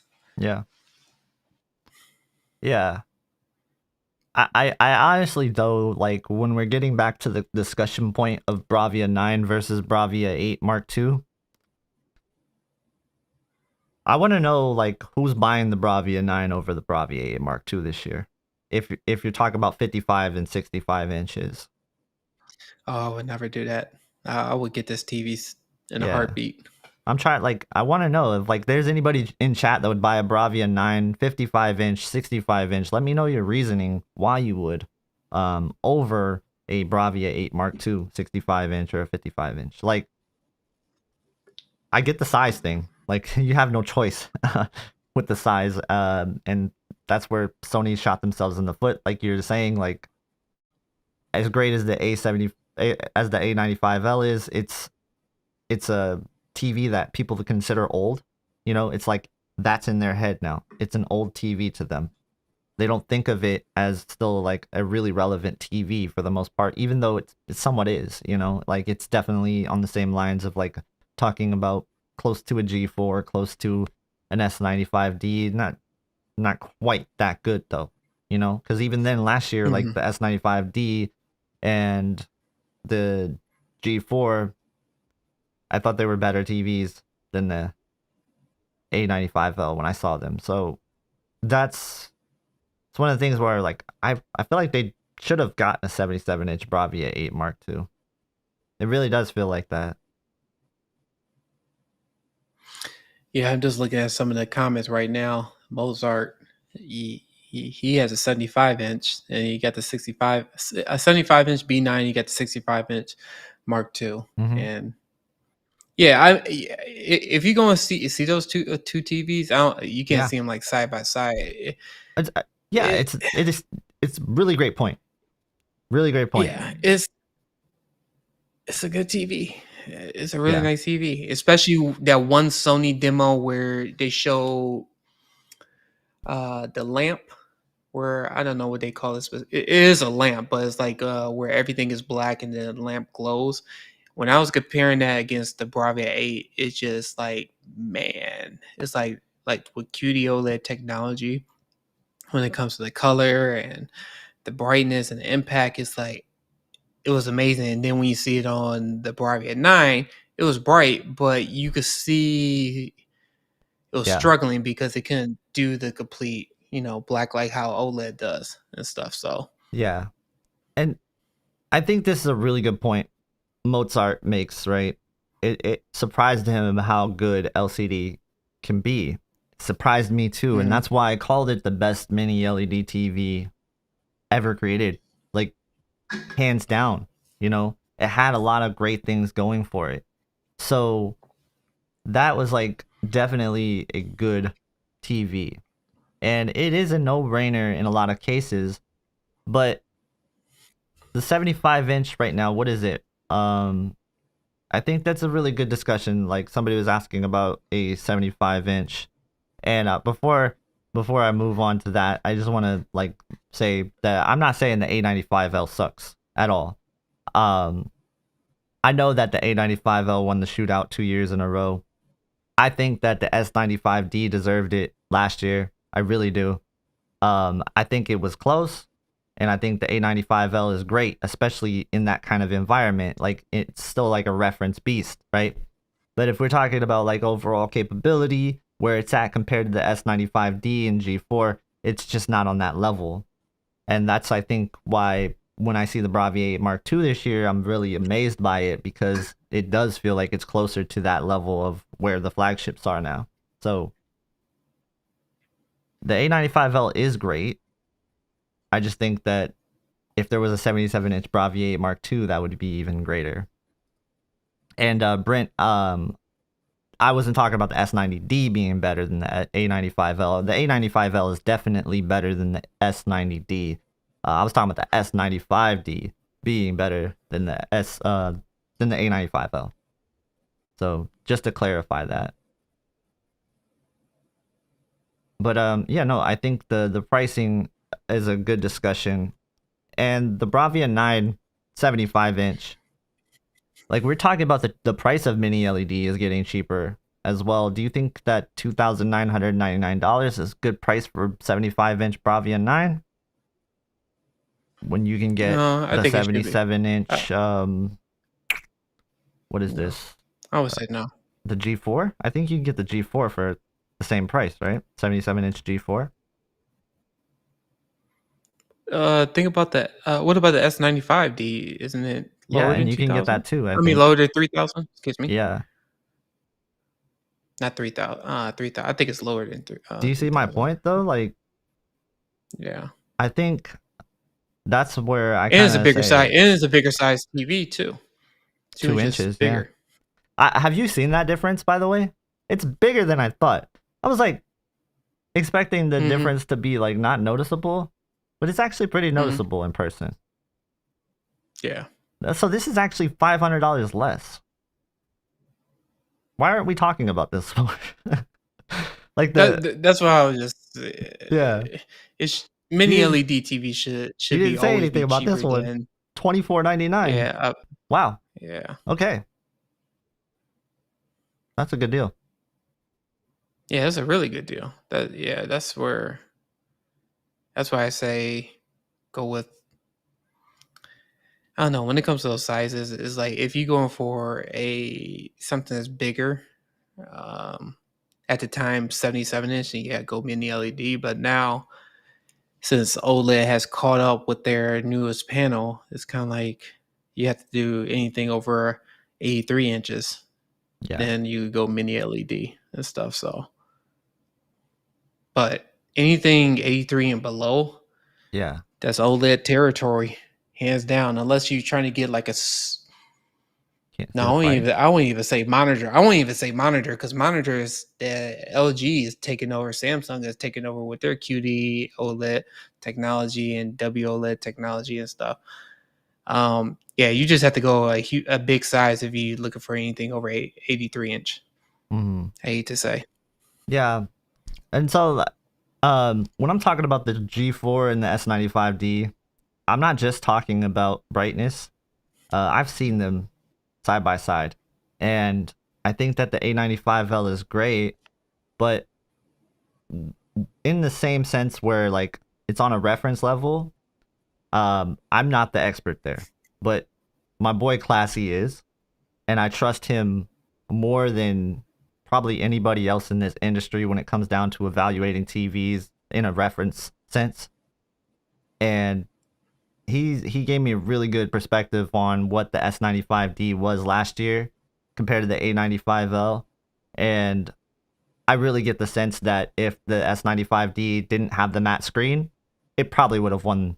Like that's the sense I get talking to a lot of people that do reference calibrations. And Classy definitely said the S95D was a great one last year. So that's what I was going off of, not It just is. brightness. And the G4 was my pick because I just liked it. Like it won the eye appeal thing for me last year.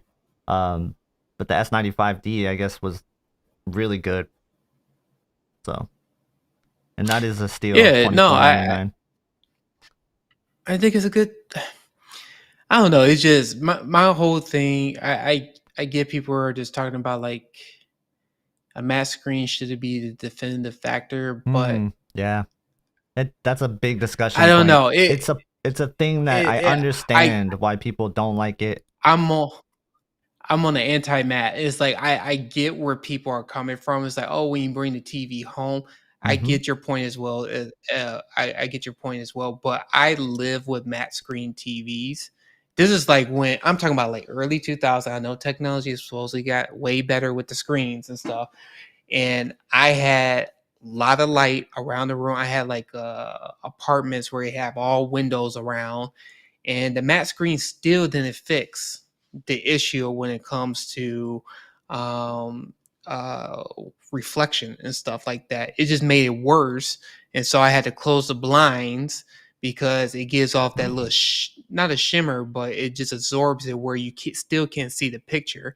And I felt the same way about the S95D and even the S95F. I know that it's supposed to get way better with the technology, but when you go with extreme brightness, I don't care what anybody say, you still it's not going to reflect it the way that you think it's going to do it unless you're in a somewhat like a bright room but not like a super bright room, so it Yeah, doesn't solve everything. That's just me and sure. stuff, so I rather just go with the glossy finish.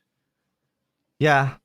So I got to really live with the S95F this year for a good couple of months, and I think it changed my way of looking at the screen coating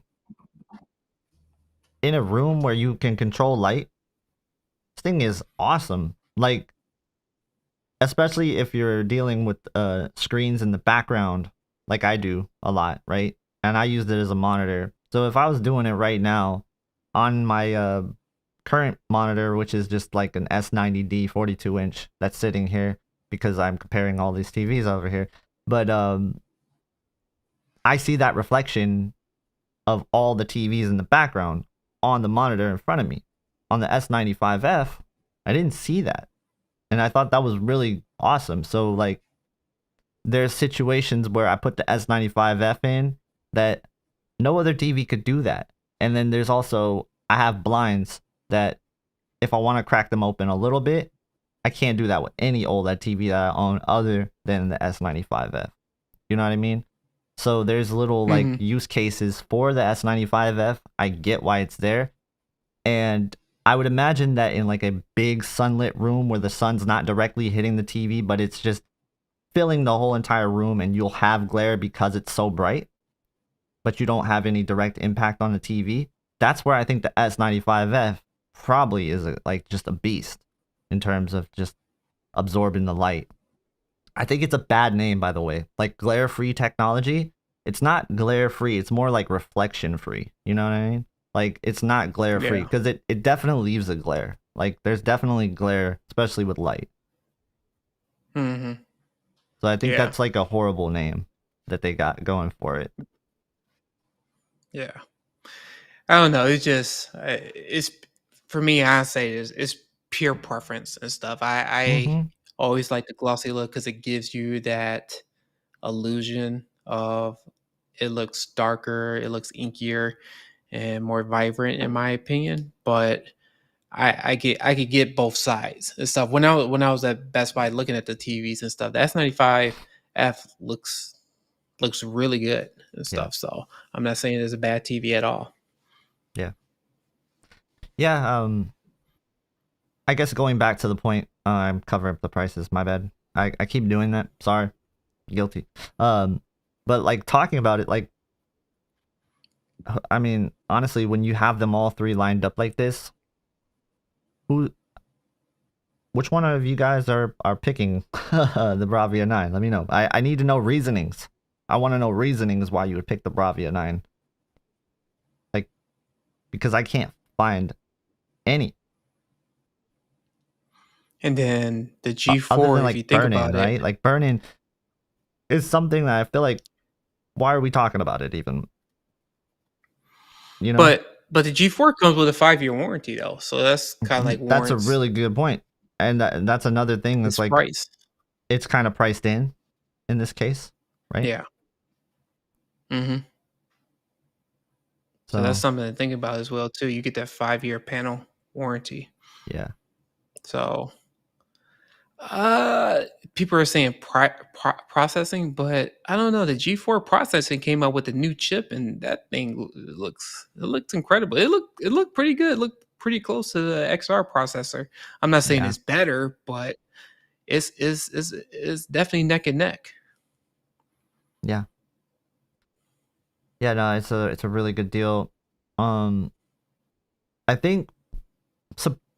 Let's talk about processing for a second, because I think there's this thing out there that like everybody has bad processing, and it, you know, except for Sony.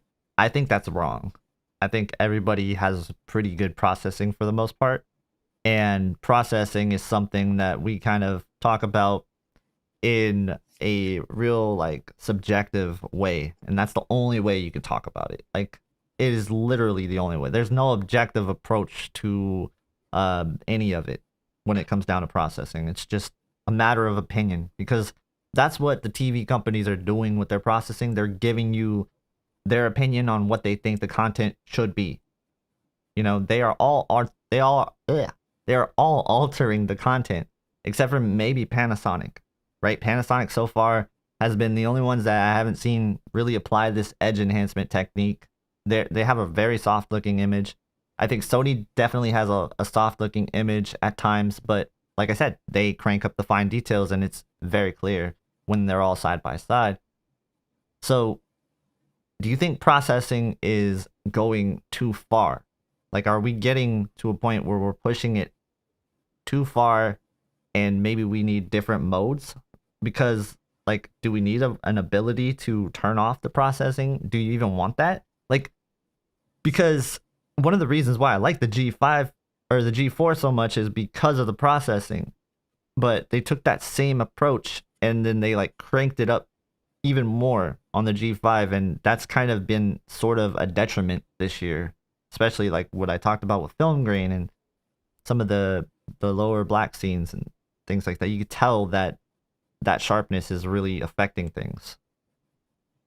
So I really don't know the answer to that. It's like, For m- do you feel like it's necessary? Do you feel like I it's think it something depends on the they should focus situation. on? For me, when it comes to processing, I always think about motion. Yeah, I look at detail and Hmm. depth and stuff, but I mean, all brands pretty much do a really good job with Yeah. it. I haven't really looked at Samsung S95F that much, but I just remember like last year model and the year before that, they always had like a softer look compared to the G4 or Sony TVs because I felt like the those two TVs had really great detail, and I felt like Sony had way more depth compared to all three TVs. Hmm. And when it came to motion, all of them did a good job, but I think, and this is where I'm going back to Sony again. I think motion wise, I felt that I'm not talking about this year motion. I'm talking about last year's and prior years. I Right. felt like the motion was a lot better uh, last year's model. Now this year, I know that LG stepped up the game, so I haven't really looked to see how their motion is. But I know that Sony's been pretty good with that, and especially when it comes to lower bit content like SD content, 480p, or you looking at something that's streaming that people have lower quality video. I think Sony always did a good job cleaning that up, especially on bigger screens. Now, smaller screens, you probably won't tell too much of a difference, especially like a 55 or a 65-inch. But when you get to like the 77-inch or bigger sizes, that's where I feel like the processing really needs to Yeah, do its job when it comes to I agree. upscaling. And that's where I think about it from Yeah. that standpoint. And it's a really good point by Immortal too.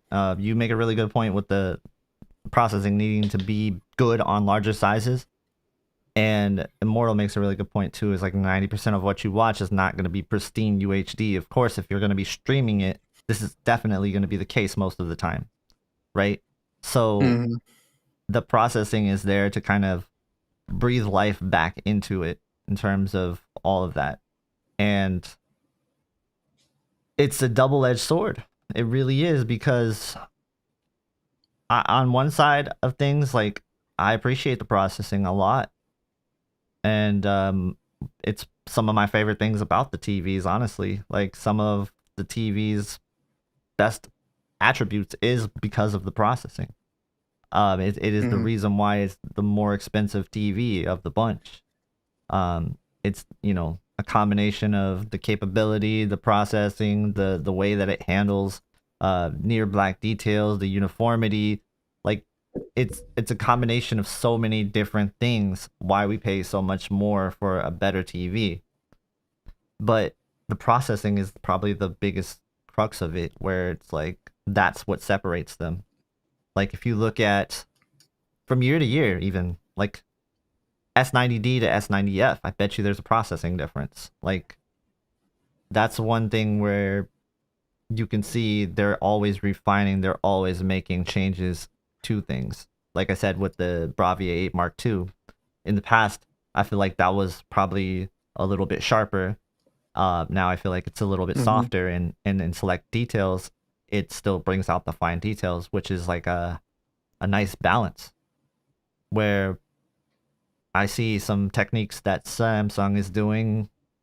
It's weird. It's one of those things where it almost looks like sometimes SDR is being tone mapped. In the sense, like, I've looked at it next to a Sony, and it's like some of the stuff processing can do these days, it really feels artificial, and in some cases it looks great, right? But if you're watching certain movies that they look like this way, they might throw you off, especially if you're talking about like near black scenes and stuff with the G5, where that's bringing up the noise. and that's not great. So processing is Yeah. a double-edged sword, really. Yeah. But I will say that Yeah. well, compared to, I know LG is having some issues with uh the pulsar. That would drive me nuts. But the processing has gotten better with the other manufacturers, so Yeah. I felt that they're doing a better job um now. Well, except for the G5, because I know people are complaining about the issues and stuff like that, especially in darker scenes and so forth. But if they could fix that, it just like, yeah, seems like a good TV. So Yeah. Yeah, there's no doubt about it. Um, I think what I've seen with the processing this year from the Sony has impressed me for sure. Um, Panasonic looks pretty good as well, but it's not forcing anything. Like, and I think that's one of the things when you see the Panasonic, you'll realize that it doesn't have anything extra because it doesn't need to. And as long as you're feeding it good content, it's gonna look good. But yeah, if you run into some problems where your content doesn't look the best, then it's probably not going to look better than the other TVs. But again, not everybody's having the TVs next to each other like I do.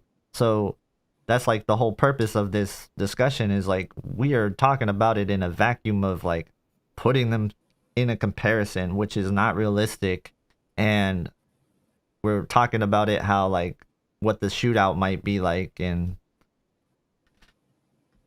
I think at times it's unhealthy to talk about it like that because we may be like really foregoing a lot of the things that matter, you know?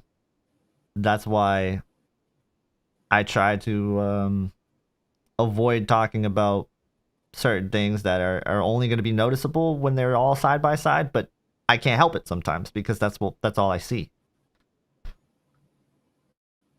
But yeah, I don't know. Like there's a lot of issues with the G5 that you can see when they're side by side.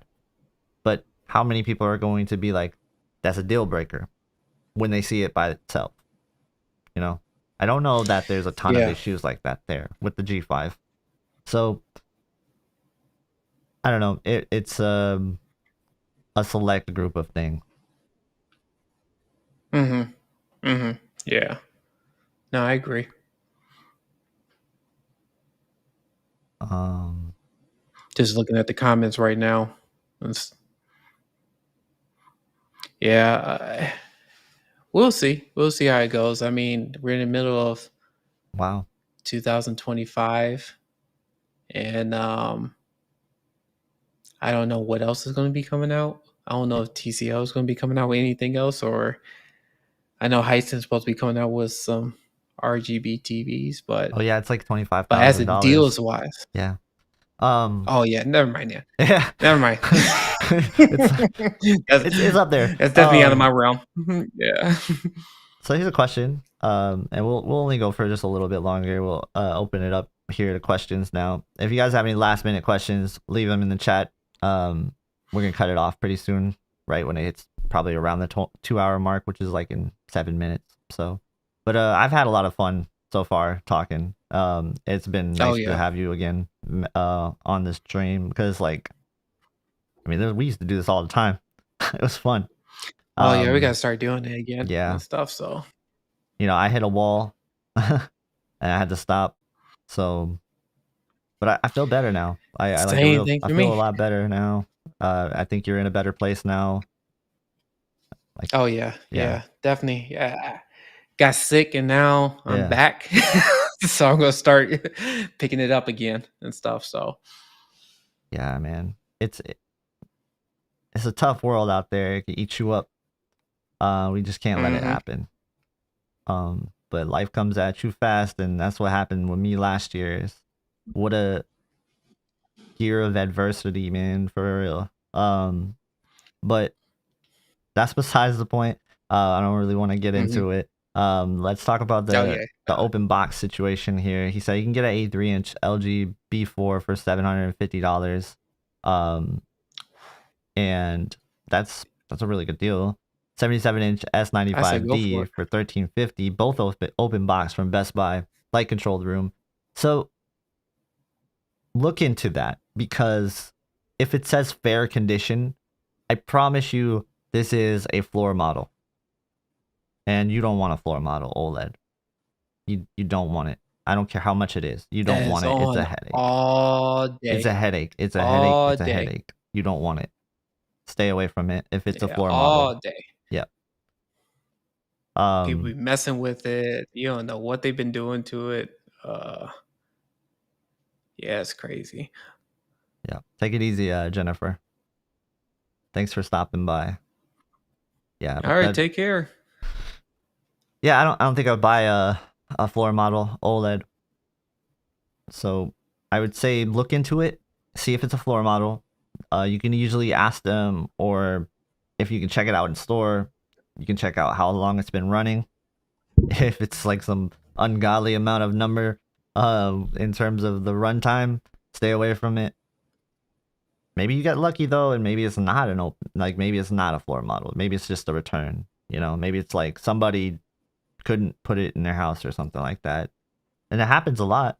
So I'm not saying they're all floor models, but if it says open box fair, that's usually a red flag. Yeah. I do want to give a shout out to Modern Wise. I have used some of his demo videos.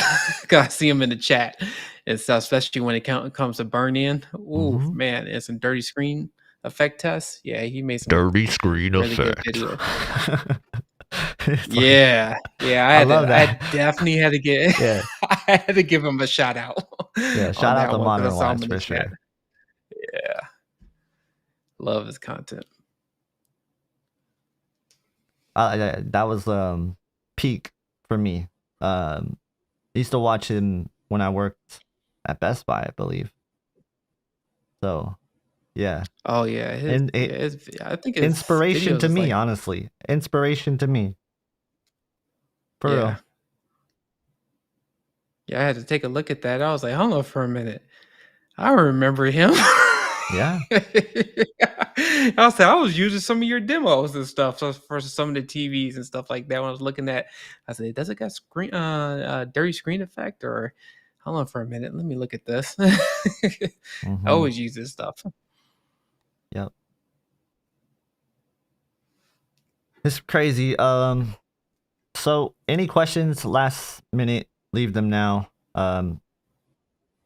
Anything you looking forward to this year in terms of what's coming up? I guess the Shootout, right? Like, we should probably talk about that. Is coming up in the end of July. I think what we should Time do is going by fast. Is we should do a little prediction stream before that. We did it last year. It was fun. I think we both got the prediction. No, you got it right. I think you did say the A95L. Yeah, I hate to say that. And watch, I hate to say this too. It's probably going to be the Bravia Mark II. Probably. I hate to say that. I hate to say that. I think it might. I think it could be. But hearing things about the Z95B, and then I still think that the S95F is just quite a beast. I was just about to say, I said, or it might be an upset and maybe the Samsung S95F. Yeah, Since it wouldn't be that much of an upset though. Yeah, it wouldn't be that much of an upset, because like the difference between the A95L last year and the S95D was like splitting hairs, barely any difference in terms of the point. Like, it won by a small margin. So yeah, it'll be interesting, and I can't help but think like how much of it is like you know it, you know, sort of thing. I don't know. I think that it's going to be really fun to watch. You know, I was actually invited to be at the Value Electronics Shootout, and I'm sadly not able to go because I have some family thing that's going on right now that I have to deal with. But like, I was invited to be a judge, and that would have been really cool to be a judge there and to be able to do that. But sadly, I won't be able to go. So I'll have to be a spectator and check it out. maybe even have to check out the replay depending on what's going on. So yeah, it's a bummer, man, because like there's so many people that I talked to that were gonna be there that I've never met in person. You know, I've met FOMO and Brian and Brandon. I've gotten to meet those guys, and they're gonna be there again. And it's always nice to catch up with them. But there's so many people that I haven't met before, so it sucks that I won't be able to meet them this time. But maybe next year, hopefully. I just feel like one of these days I'll get to go. You know? Yeah. I'm gonna try to make attempts to Yeah. come out there. I always keep on saying like, I'll see and You're stuff, close to but it, I'm right? gonna I have to. mean, you're closer than I am Ah, to it. I guess not yeah, really I'm way close. closer than you Yeah. are, but yeah, I'm in the Midwest, so going there, Yeah. it's gonna take some hours to get there and stuff. So I don't know if it's gonna Yep. be worth me driving all the way there, but maybe fly and stuff. But Yeah. this year, no, I'm not gonna do that and stuff. I could tell you right there. Next year, that seems like something I should put on my vision board, Yeah. as in like doing in CES too, doing that as well. Yeah. Yeah. CSs would be cool. Question really quick is from Ahmad saying, which size OLED do you recommend at 9 feet? 9 feet. So 77's Yeah, I'm about to kind of say pushing it, 77. right? Oof. Like it's on the borderline of like I'd be okay with it maybe. I think 83. I think it'd have to be Oh 83, man. yeah, I was just thinking. The more I'm thinking I about think it, it because had to I'm be 12 feet. 83. Yeah. Yeah, I 83. Yeah, that'll work. That'll 83 work inch just G4 fine. right now is I would pull the trigger on that. It's wow. Yeah. It's not 44.99. Is this from Beach Camera? Okay. I mean they're trusted, right? Like Beach Camera's pretty trusted, I would say. And they ship through Amazon, so you can always get mad at Amazon if they mess it up. I don't know if anybody's experienced Beach Camera before. This doesn't say it's renewed or anything. It just looks like a brand new one. That's a good deal. Yeah, it is a good deal. That's probably the one I would recommend if we're talking about premium. But you know, if you're talking about entry level, there is definitely some pretty good entry level 83 inches for like 2,000 and Hmm. 1,500 sometimes if you're lucky. Or if you get lucky with that open box and it's not a floor model, $750. Like Hmm. that would be cool. Whoops. Oh yeah, Yeah. 9 feet, get the biggest 77 you would possibly probably can. be fine. I just think that I would probably want 83. I'll go with the biggest size. Yeah. Yeah. Because I've had a 77 and I sat 4 feet from it. But Yeah, I had the 77 inch yeah. too, and I did say like, no, I need something bigger. Yeah. Because everybody kept on convincing me, said, "What? Why would you go any bigger?" And I was like, "Well, I'm 12. I think I'm 12 and a half feet away." And I'm like, "Yeah, no, that makes a difference and stuff." So Yeah. I think that's a solid deal. I'm gonna link it. Um let's see. All right, so I think that's it for questions. I think we're pretty much done. Oh wait, here's one. Help me decide on a new TV. My current TV, the 900E, what a awesome TV by the way. 65 inch. I want to go 75 inch at least, but I prefer 85 inch. I have always bought Sony for my main TV since 2003. This is tough. I think like the next logical step is definitely going up to an OLED if you can. So I like really like looking at one of their QD OLEDs. Like but you want to go to a higher size. I think a 77-inch A95L is good, but that price tag is still a hard sell for me. Um so that's a tough one. And Does the it have to be Bravia 9 Sony? is definitely, yeah, like I feel like the bigger sizes probably isn't Sony for me. Just because at this time, I think the other ones just offer better deals. So Yeah, so does it have to be Sony? I yeah, mean, if you, I'm and we talking need about to know like your bigger budget size. If you, too. Yeah, yeah, if you going in, yeah, if you going 80, if you prefer a bigger like an 85-inch, I mean, I, I mean, like I said, LG and Samsung. Well, Samsung is not, it's not QD OLED at 83 inches. Actually, you know what? That's a good question. 12 feet. Are they Yeah, using? Are they using the four stack layer on on the what? S95F? The Yeah, yes, S95F, the yes, they are. 83. That's Okay, definitely four stack. So so it's the same as the G5 in that so sense. so those are be two options and stuff Yeah, like that. I mean, but if you have to get a Sony, I'm talking about specifically if you're trying to go in the 80-inch realm, um, 80-inch realm. If if if you're doing the 75 or 77-inch, yeah, I I don't know. It's just like the A95L is a really good TV, but I think was really is hurting me that is going to be a 3-year-old television, and that's the part that's kind of hard as a hard pill to swallow, in my opinion. yeah, So I'm still going back to Samsung or LG in this case.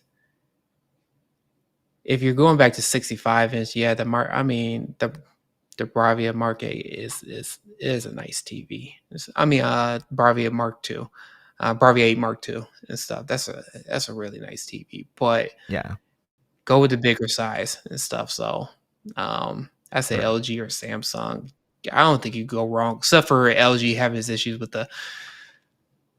some of the posterization. So maybe Samsung might be a better bet if you're doing like an 80-inch. Yeah, Because I will say go with the OLED technology in this case. for sure. Yeah, for sure. Like, and then I understand like wanting to stick with Sony, but yeah, I just think that they're a little bit tougher to recommend at the higher sizes right now. Like A75L or A95L even, like a 77-inch.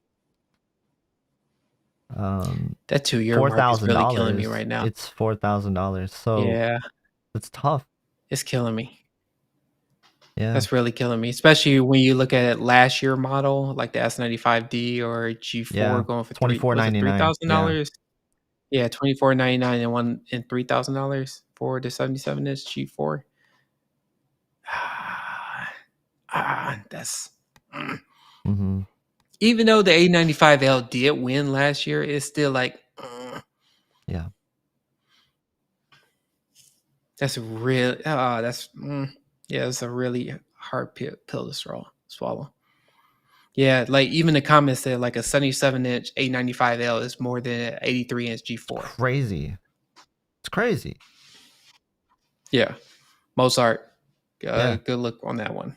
Yeah, that's crazy. So it's like in that scenario, it's like go with LG on that one Mhm. or Samsung and stuff like that. I mean, but LG, if you're going for an 80, yeah, over an 80-inch, then yeah, the G4 will make more of a logical sense. Yeah. You know, that's If you're actually okay with getting a last year model. I don't know if he put his budget in here yet, but if he doesn't, we can't really help him further, but if you can put your budget in, we'll finish that off with that question. But let's end it with this and let's talk about how all of them flagships right now in the 65-inch size, you know, I think that's probably one of the most bought sizes, and it's really great that they're all the same price right now. You know, except for maybe the Z95B, I think is $31.99. But Mhm. and I don't have a way to put that up on Best Buy, which sucks because I like their comparison tool. Sell Panasonic Best Buy. I don't think they have a choice. But yeah. So Bravia 8 Mark II is 3,000. G5 is 3,000. S95F is 3,000.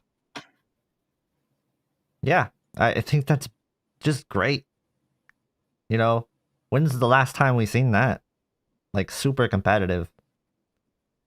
So it's usually just Samsung and LG fighting over, but now you got everything. Like it's really nice. Mhm. Oh, prices. Okay. So if you're not ready for this, prepare your eyes. I think it was on there. Hold on. Let me see if I can pull it up. Where was it? Is this it?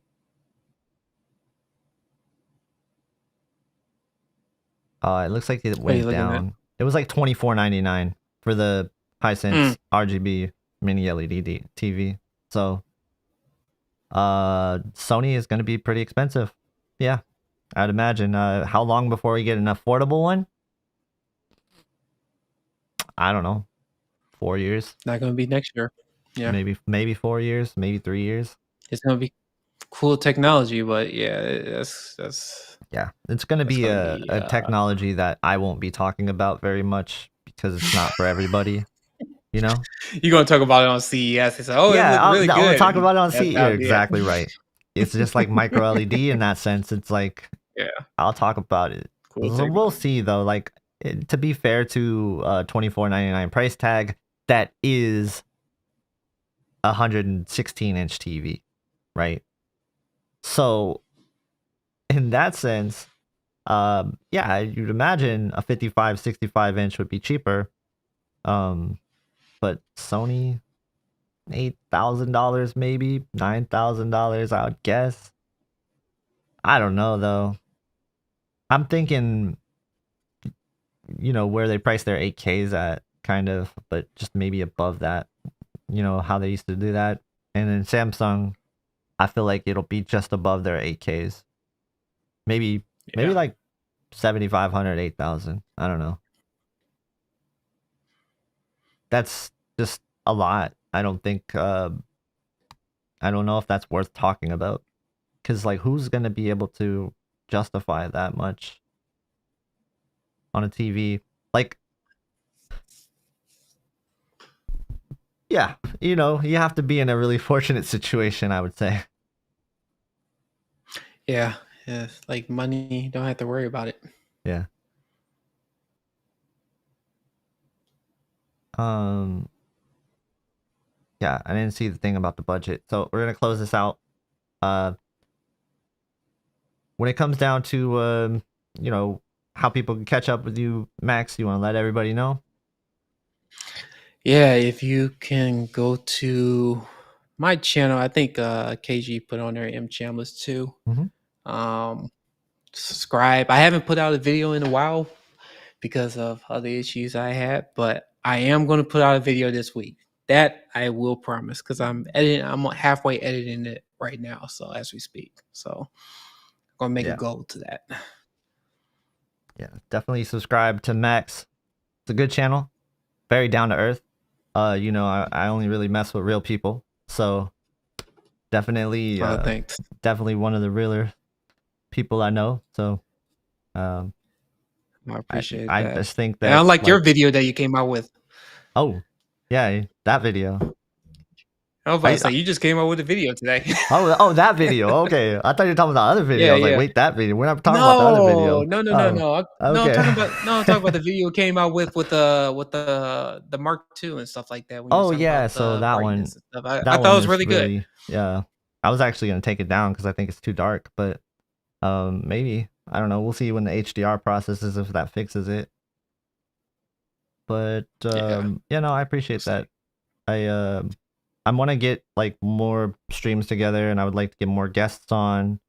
Um, Definitely something I want to do. So, and what do you guys think of this little layout we got going on right now? Is the kind of cool. I like it. It's like we're in TVs pretty much. I got them to tilt. Yeah. Yeah, we're not like I think blowing it's our pretty face nice. up on the screen super big. Sorry that you're like looking at like a shopping stream pretty much, but it's Prime Day, so like I didn't know what else to do. Um, in terms of a comparison stream, why I'm not doing those this year, it's simple. I can't do HDR the way I want to do it. I like HDR comparisons. I think that's the best way to do them right now. So if I can't give you that, that's a problem for me.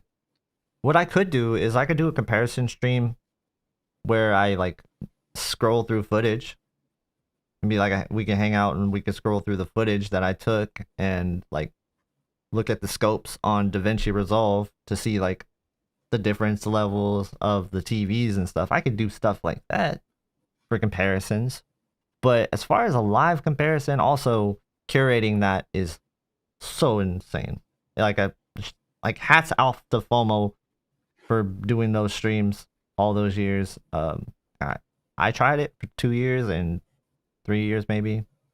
I might go back to it, but the quality is just not there for me.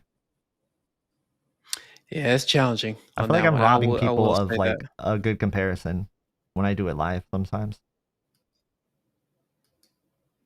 Oh yeah. Yeah. But all right, thanks for stopping by. Give Max a follow. Thank you guys for watching. Check out the links in the description if you are buying a TV. It helps support the channel. Thank you guys so much. Check out the comparison later on this week. S95F versus the Bravia 8 Mark II. Who wins? I don't know. We'll find out. Thank you guys so much for watching, and I'll see you next time. Peace. All right. Take care.